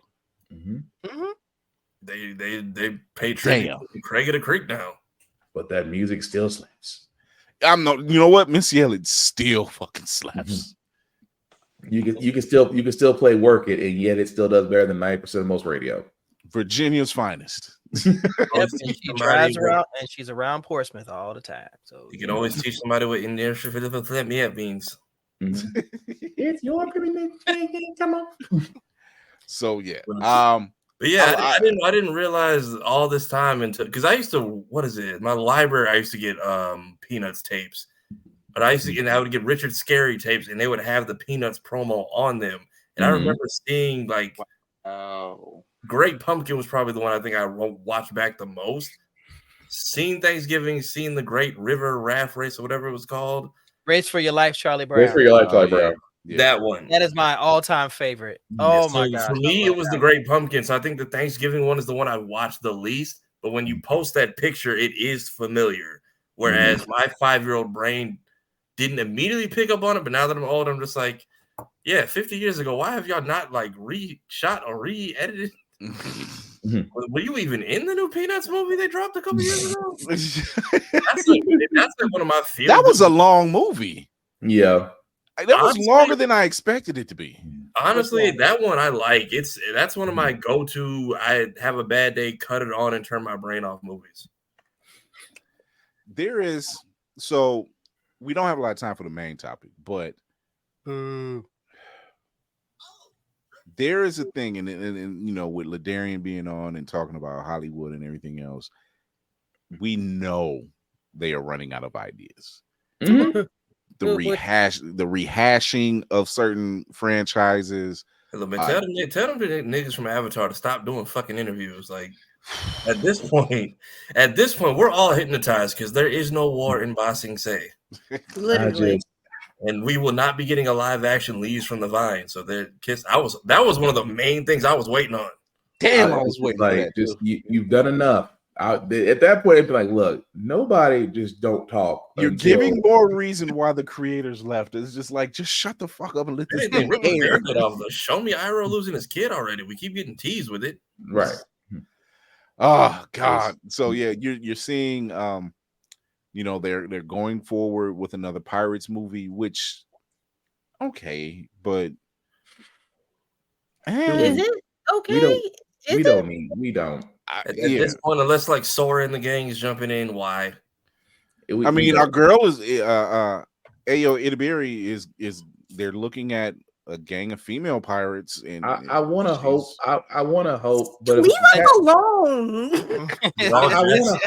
I knew they were going to start giving her roles the minute she won. I was just like, they're going to give this woman all the roles. By the way, funny as hell on Saturday Night Live, and she was never lying about J-Lo. She was never lying about J-Lo.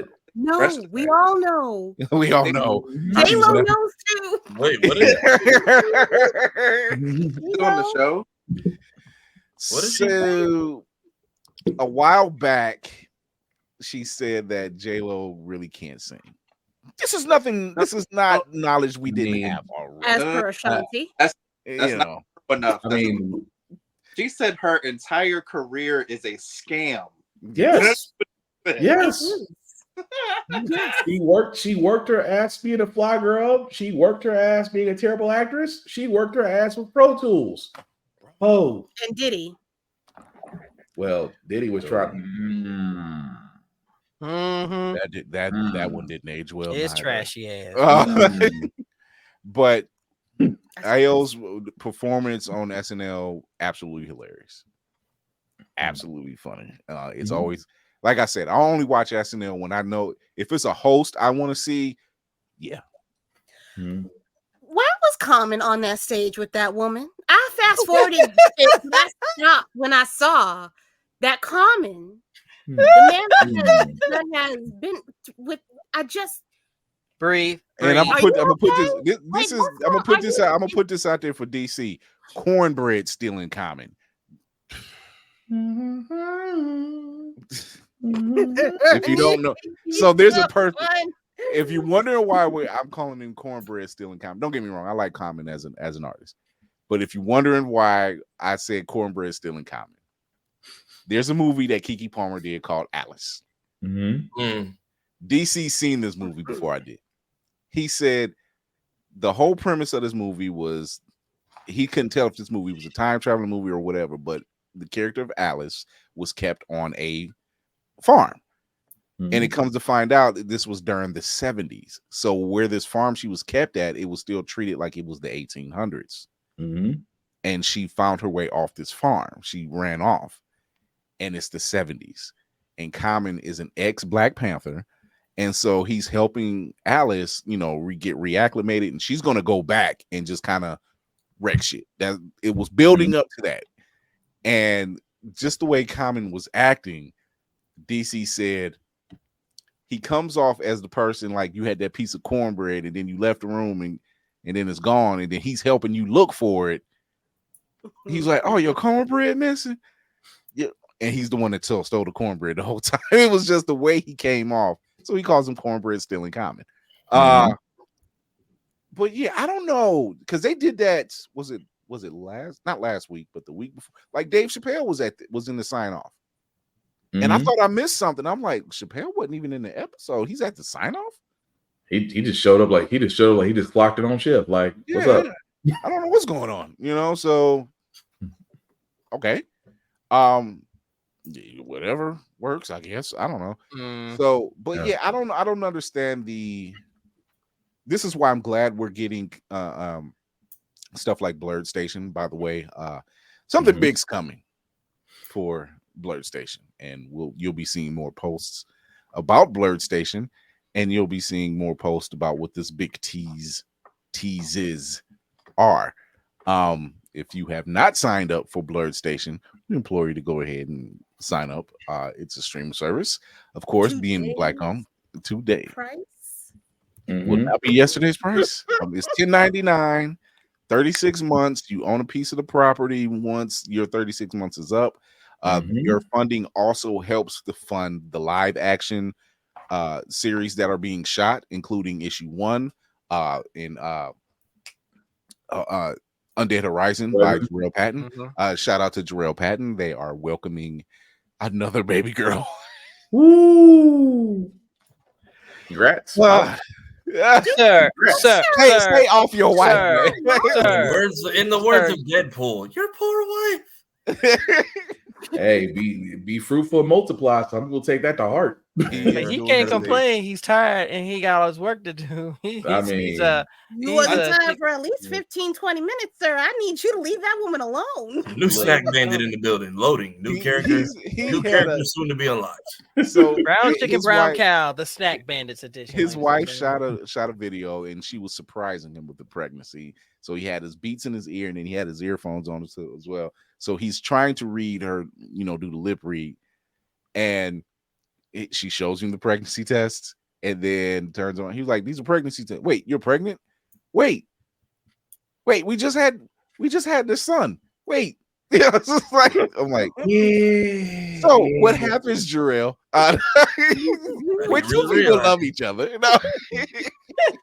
Yeah, but congratulations. That is he's obviously a good family man. He's surrounded by women except for his only son. Poor soul. Quick, form a tag team. Quick. He's like Randall. It's that. Oh, thing, you can laugh, Spartan. I can't. I'm in the same boat. I can't laugh at the man. He's Sterling Cameron right now. So, yeah, you're having your in-home WrestleMania. Okay, I see how this works, sir. So, congratulations to Jarrell Patton. Sign up for Blurred Station. There's a lot of. I just revealed to the team what we're talking about. So, and we're not at privy to speak to the public just yet, till the ink dries, because we're not going to just hilarious this thing. I feel like that. Here you go, beat me to the punch. Yeah, I feel like that was bait. However you want to look at it. You see how they had all the dishes ready for the promo clip, and I'm like, you got those in a week. Oh yeah, I mean ice cream after this is all done. I need. I mean, they did learn. That was almost a spit take. Thanks a lot, Navy. Care to join me? I mean, what? That's not, I'm having ice cream afterwards. Care to join me? No, I'm lactose intolerant. I'm minding my business over here. I'm minding my business. Maybe you can stay in your bunk and deal with that noise. So like, first of all, we don't need a replay of the 1930s in Germany. I don't want to do that to you. Yeah. Oh my goodness. But I don't I got really Dormammu. see, I don't even care anymore. I don't see the purpose in. There's some films or franchises I don't mind. James Bond, for example, I don't mind watching James Bond films. they don't come out like frequent like Fast X or any, you know. Thanks for Fast X. Thanks for Fast X though, you know. Momoa. So Jason Momoa did save that movie though. He did save that movie. Like if he saved that movie, I'm not gonna lie. I see why Vin Diesel's mad. Save the damn DVD set. Family. Shut up. He pretty much took your family and just shat on it. But I'm like, hey, but he made that 2 hours worth watching. Yeah. I'm like, I liked his flair. What else can you do? You know? Did anybody pick that up at home? Because at Walmart, I kept forced that in my cart. I caught it on Prime. I went to the C's. I ordered Oppenheimer because they had like a collector's edition, and every time they ran out, they said we swapped it out with something you might like, and it was Fast X 3 different times. People, Water Daddy saves the day. Stop doing this. I love our comment section. I wish I could do the IG section like that, but I love the comment section. That's why you go to the YouTube channel and show your love over there. Yeah. But yeah, I don't need another Pirates. I don't. Where can it Oh, that's go? where we're at. Yeah. Yeah, no pirate. It's fine. Like Johnny Depp's is okay. It's fine, but I really don't need it. There's a time and a place, right? You beat a dead horse. What other story can you tell about the Caribbean that you literally gave a beginning, a middle, and an end to, and now you want to go back to it? You're like, So who else did Jack screw over? Now, that's what I'm like. What spell did he break this time? You know, it was like a throwback story to why he got the worst pirate title, but even then, it's just when you offer Johnny Depp a 7-figure deal to come back after all the Amber Heard mess, and he turned around and said, "Nope."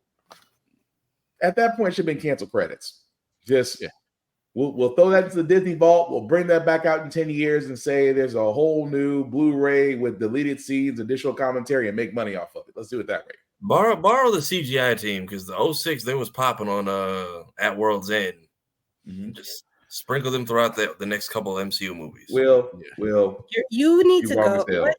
You wrong as hell. I'm glad you feel better, Will. I could see it. I'm glad I you feel could better. see it, but Just really, Will? Just Yeah, looking to replay. Will is on demon time right now. Just yeah, they are. They're yeah. Like it was enough. I think what was the last one at World's End? Was at World's End, yeah. At World's End, yeah. And that was just on the other night, and I'm just like, okay, you can literally stop it right here. Please. They tried to Jack do and Captain Kirk both had something in common. That's all I gotta say. Shatner.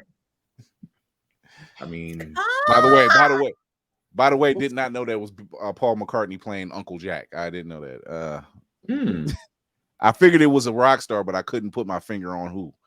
So, I'm sure I fell asleep during that part of the movie. I'm certain I fell asleep I during was that part. laughing about Keith Richards being the oldest pirate. I'm like, this man has taken every drug known to man, and he has survived.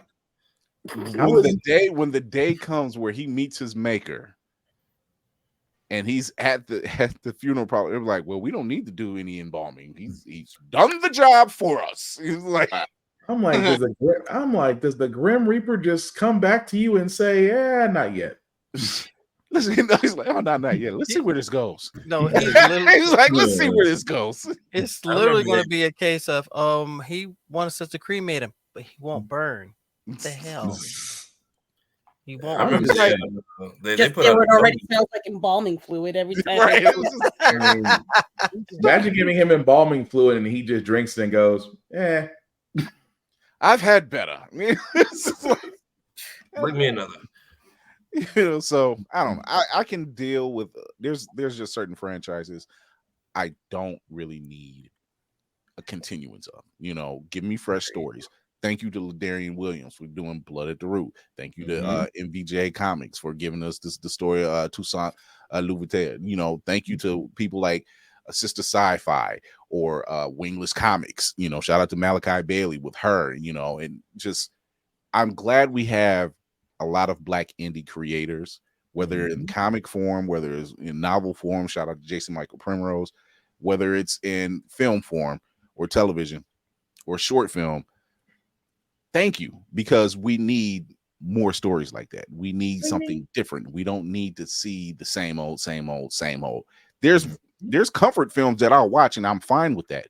But it's good to see another film or read another book from a different perspective, and it's something completely original. Like, you know, they keep saying Idris Elba, he should be the next James Bond. I'm glad he said no to that. We don't need the black James Bond. We need our own black super spy. It ain't got nothing to do with MI6 or anybody else or MI5. He doesn't have to be British. Doesn't even have to be British. Exactly. I mean, it'd be cool if he was more of the Sierra Leone type for that smoothness to it, and just that they could have Afro beats. But that's just me. I'm just saying. I mean, Burna Boy could be on the soundtrack. I'm just saying that there's fire there. I think Burna Boy needs to be on a lot of people's soundtrack. Man. So, with all of that, but tune into us Thursday, because I think Thursday is going to be our Black and Band. It's our free episode. It's going to be our free episode. We got to get we have a guest coming through, but it's just a guest. Laura is going to be popping through.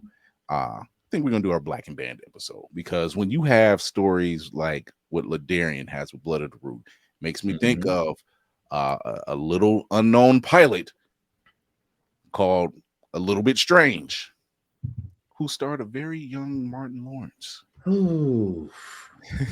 A little bit strange. Damn. Go look that one up. That'll be fun. That's gonna send them down the rabbit hole of TV pilots that never made it past 2 episodes. Actually, a little bit strange made it to 5. Strange made it to 5 episodes where it got killed. Malcolm and fucking Eddie. That was the show. That was the show. That was the show. It's tame as Blackish is for them to get one thrown in the vault. Yeah. So we're going to be talking about that Thursday, but until then, wrap up protocol initiated, Captain. We are wrapping this up. Lady Mandalore, talk to the people. Oh, that face! Oh my gosh, that face! That's so cute. I go down my Elmo rabbit hole too. Speaking of Elmo, leave Elmo alone. He did not need all that. Elmo is all we got. He's all we got. Y'all could have just paid the copay to go see your therapist. That's all That y'all. boy, he got bombarded on Twitter and in real life from the top rope. Man, happy birthday. We need to talk, Larry David. We need to talk. Happy birthday. He apologized. He did apologize. He said it's just some birthday punches. That's all. Poor baby. But Lady Mandalore is also known as Roomful of Blurs. You can find me on these internets over on Instagram, on TikTok, and on randomly I'm back on Twitter for like 2 seconds. Not really. I wonder why. I get past that. Oh, yeah, Drake got that thing, apparently. I'm not impressed. So I think that you should watch my podcast on Sundays at 7 p.m. Eastern Standard Time. I am in the middle of my Storm run, as it were, as we're reviewing the greatest moments of Storm. We're currently in the middle of the X-Men Red run. It is amazing. Yep, already ready. Yes. Yeah. I do voice acting. I do lots of things.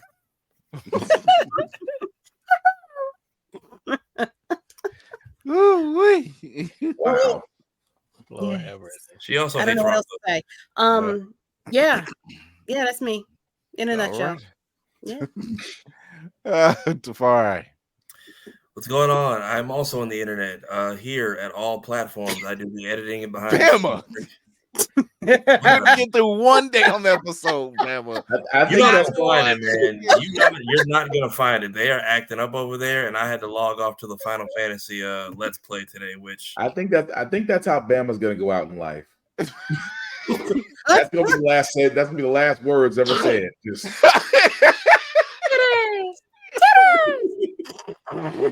Oh, my I'm God. sorry, Bama. I'm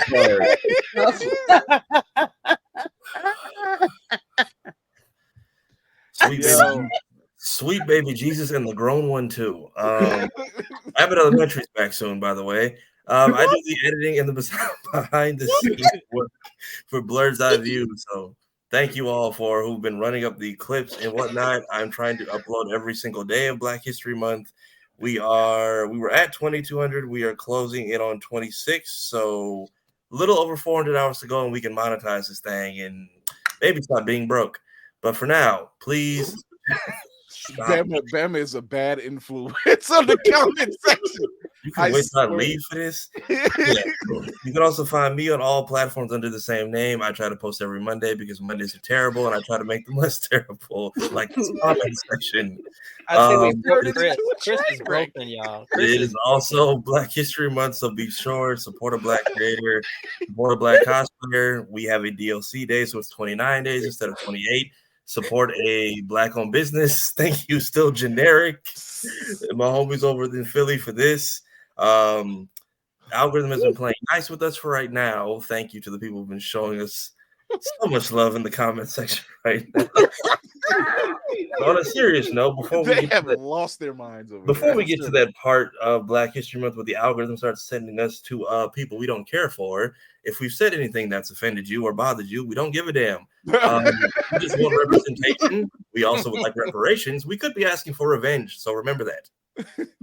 Reparations, revenge will be the results. I don't care which one it is. Because we're asking for two. We could easily switch to the third.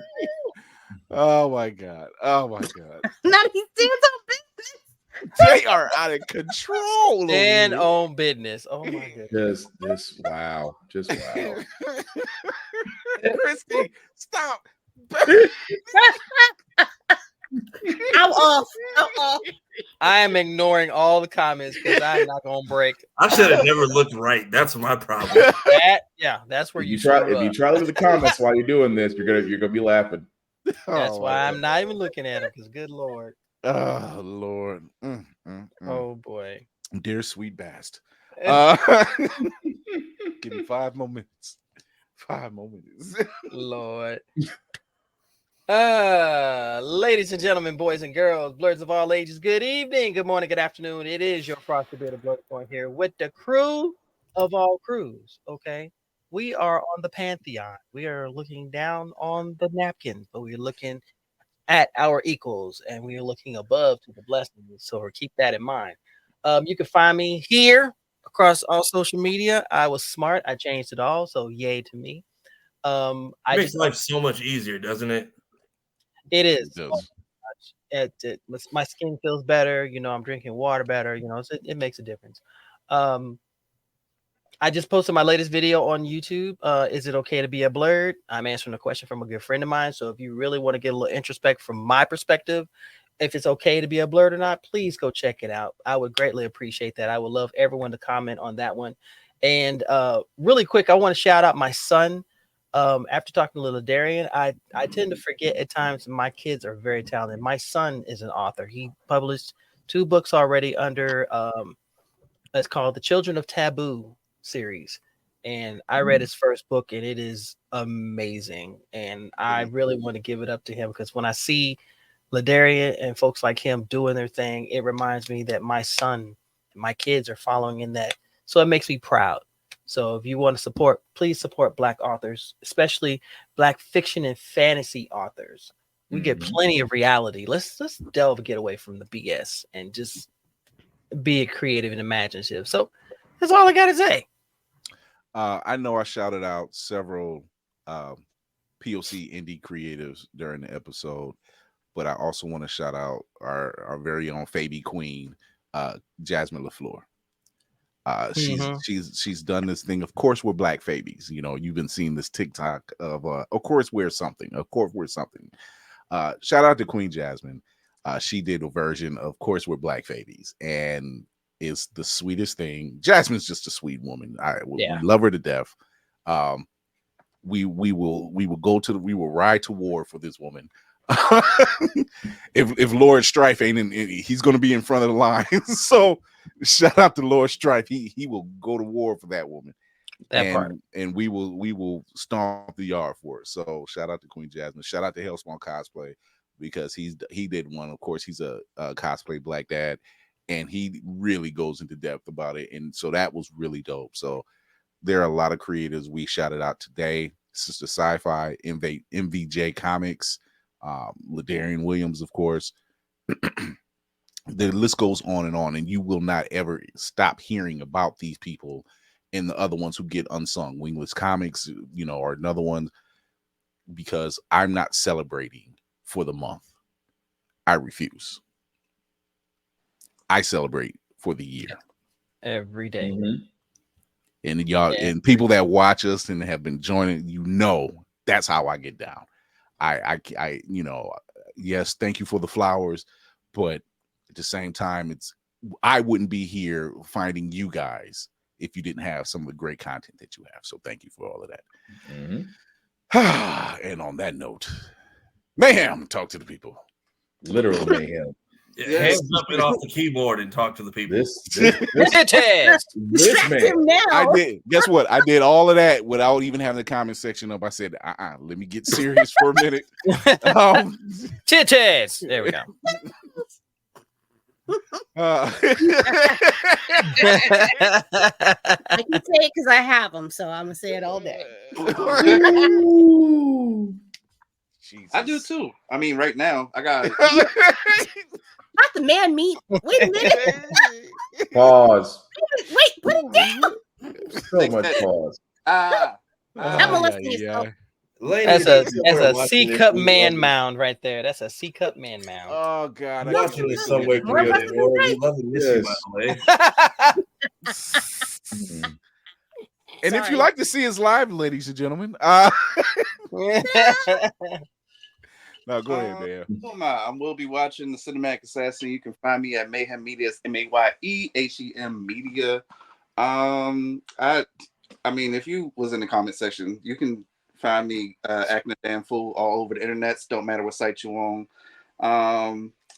I know I seem ill, and I am. So mental health is important, guys, really. So take your meds, take your PTO, take a deep breath, and go and tell somebody you love them.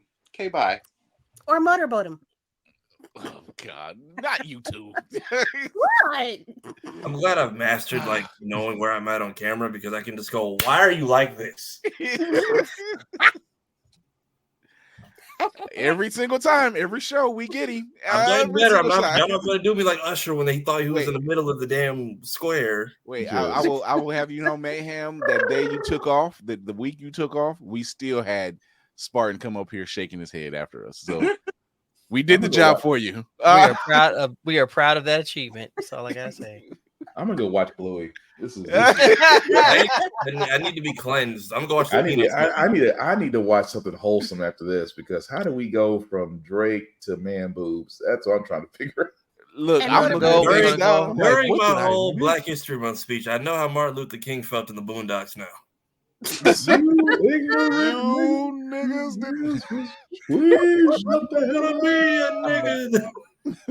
I'm gonna get off here and go boo the Rock. There we go. This is what I slaved all them 8 hours for that white man for. This is why I cannot be watching. You ever seen told me the Boondocks was doing live on YouTube? It's been running for 3 days. I low-key think Adult Swim forgot to turn it off. Oh, they probably, the last guy probably sit there and closed the door and shit and kept the lights running. But anyway. Oh, look, before I went live, I was watching the R. Kelly episode, and I'm like, yo, I forgot about this one. Are you gonna stand there? You gonna stand there and let a man pee on you, or you gonna move out the way? I see pee. I'ma move out the way. Oh man! Shout out to Carl Jones and that crazy crew over there. My goodness, dear Lord. Okay, I'm going to private jacket. So what you gonna do, nigga? What you gonna do? That's what I should have did. Damn private jacket. I smell new kicks. I'm sorry. Anyway, dear God, Black Spartan, otherwise known as Black Fox 447 on the socials, doing reviews on everything, including gym stuff, because after watching Man Boobs over there, I feel like I need to go back and do another couple push-ups, because that made me extremely self-conscious. Thanks, Will. That, The gentleman of the motorboat club. Huh. just wow. I just feel like I gotta go do push-ups after I saw that. Like, I'm looking down at my chest, like, nope, that's not gonna be me. I'm not gonna be that dad. That being said, a couple of podcasts I usually do. My How the Fuck Got Here is my news podcast every Wednesday at 7 p.m. And of course, my video game podcast, Give It Podcast, every Friday at 7 p.m.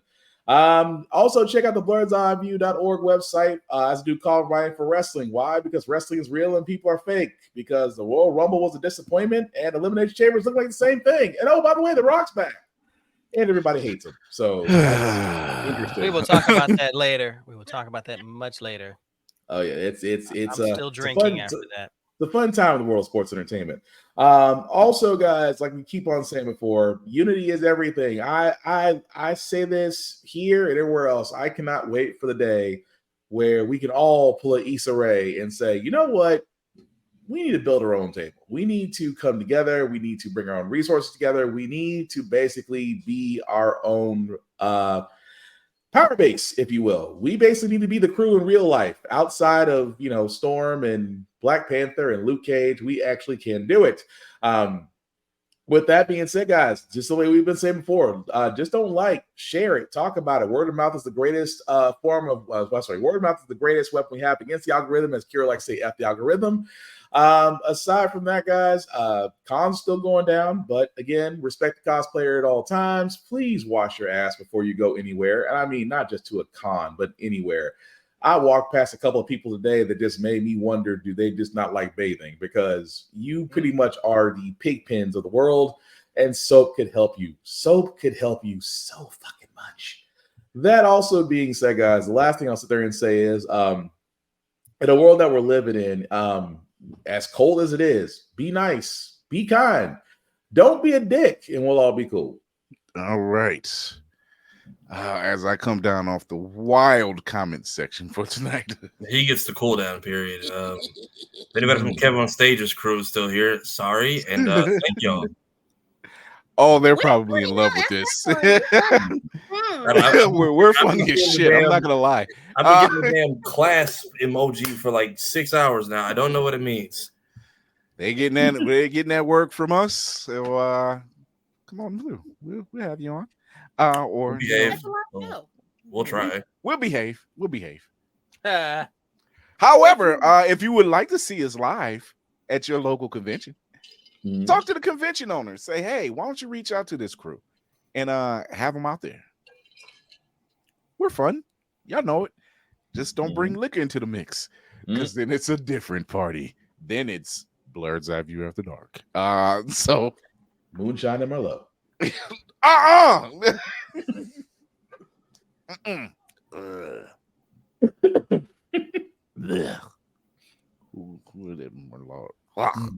Anyway, poison. I'll take the moonshine over that crap. Or sticking cocaine. You would probably be better off.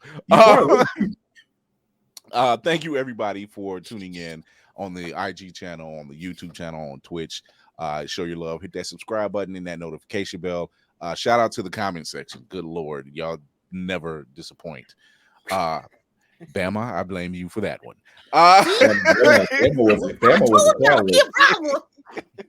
was the catalyst the whole goddamn and then he turns around and says, I regret nothing. I know you don't. Saying you're a guy today, but go on X if you want to. It's a dangerous game. Right. Yes. So shout out to our guest, Ladarrion Williams. Go show your support. It's Ladarrion on IG. Go to Facebook. Look up Blood at the Root. It's really dope. Get that book. Get that pre-ordered book. That book drops in May. Is it May? He said, yeah. Yeah. Mm-hmm. Yeah, May. Drops in May. If you want to see fantasy, Black Boy Joy, your heritage and all that stuff, like you like reading Harry Potter, then you need to go get Blood at the Root. You need to go check that out and show your support for that. You can check us out wherever you listen to your podcast. We're live every Tuesday and Thursday at 8 p.m. Eastern. No Facebook. YouTube, Twitch, and IG. YouTube, Twitch, and IG. You can also catch us on Always Press Record TV. That's APR TV on Roku and Amazon devices. You can listen to us wherever you listen to your podcast. Chris Fury, this is the crew. And the comment section, you rapscallions. But I like it. We are an army. We are a legion. Boy, I love this. I'm the youngest one here, so I'm the baby of the group, by the way. Is that's what you're gonna go with? That's what you're gonna go with. Just as she does that over my head, I just want everybody to remember I was born in '95. What means nothing? I need an adult. Oh boy. That just means that you're the product of was it Freaknik? You're good. Yeah. Hey. I was the product of a work study program. That's what they call it now. Anyway, check us out Thursday, 8 p.m. We're doing Black and Band. You want to tune in and give your support, of course. Jump in the comments section. Talk about some shows or some books that are Black and Band. And whether it's comics, whether it's novels, whether it's a TV show or a movie. Let's talk about it. Until then, remember to educate yourself and others, entertain yourself and others, and entertain yourself and others. I got it. All right. Happy Black History Month. Yeah. Right. With that being said, in case you didn't know it, it is Black History Month. The short of another year. I'm just saying. With the DLC day. Yeah. Right. So as you see, we celebrate 366 this year. You just gave us an extra year. That's an extra day. So thank you very much. Until then, we're out of here.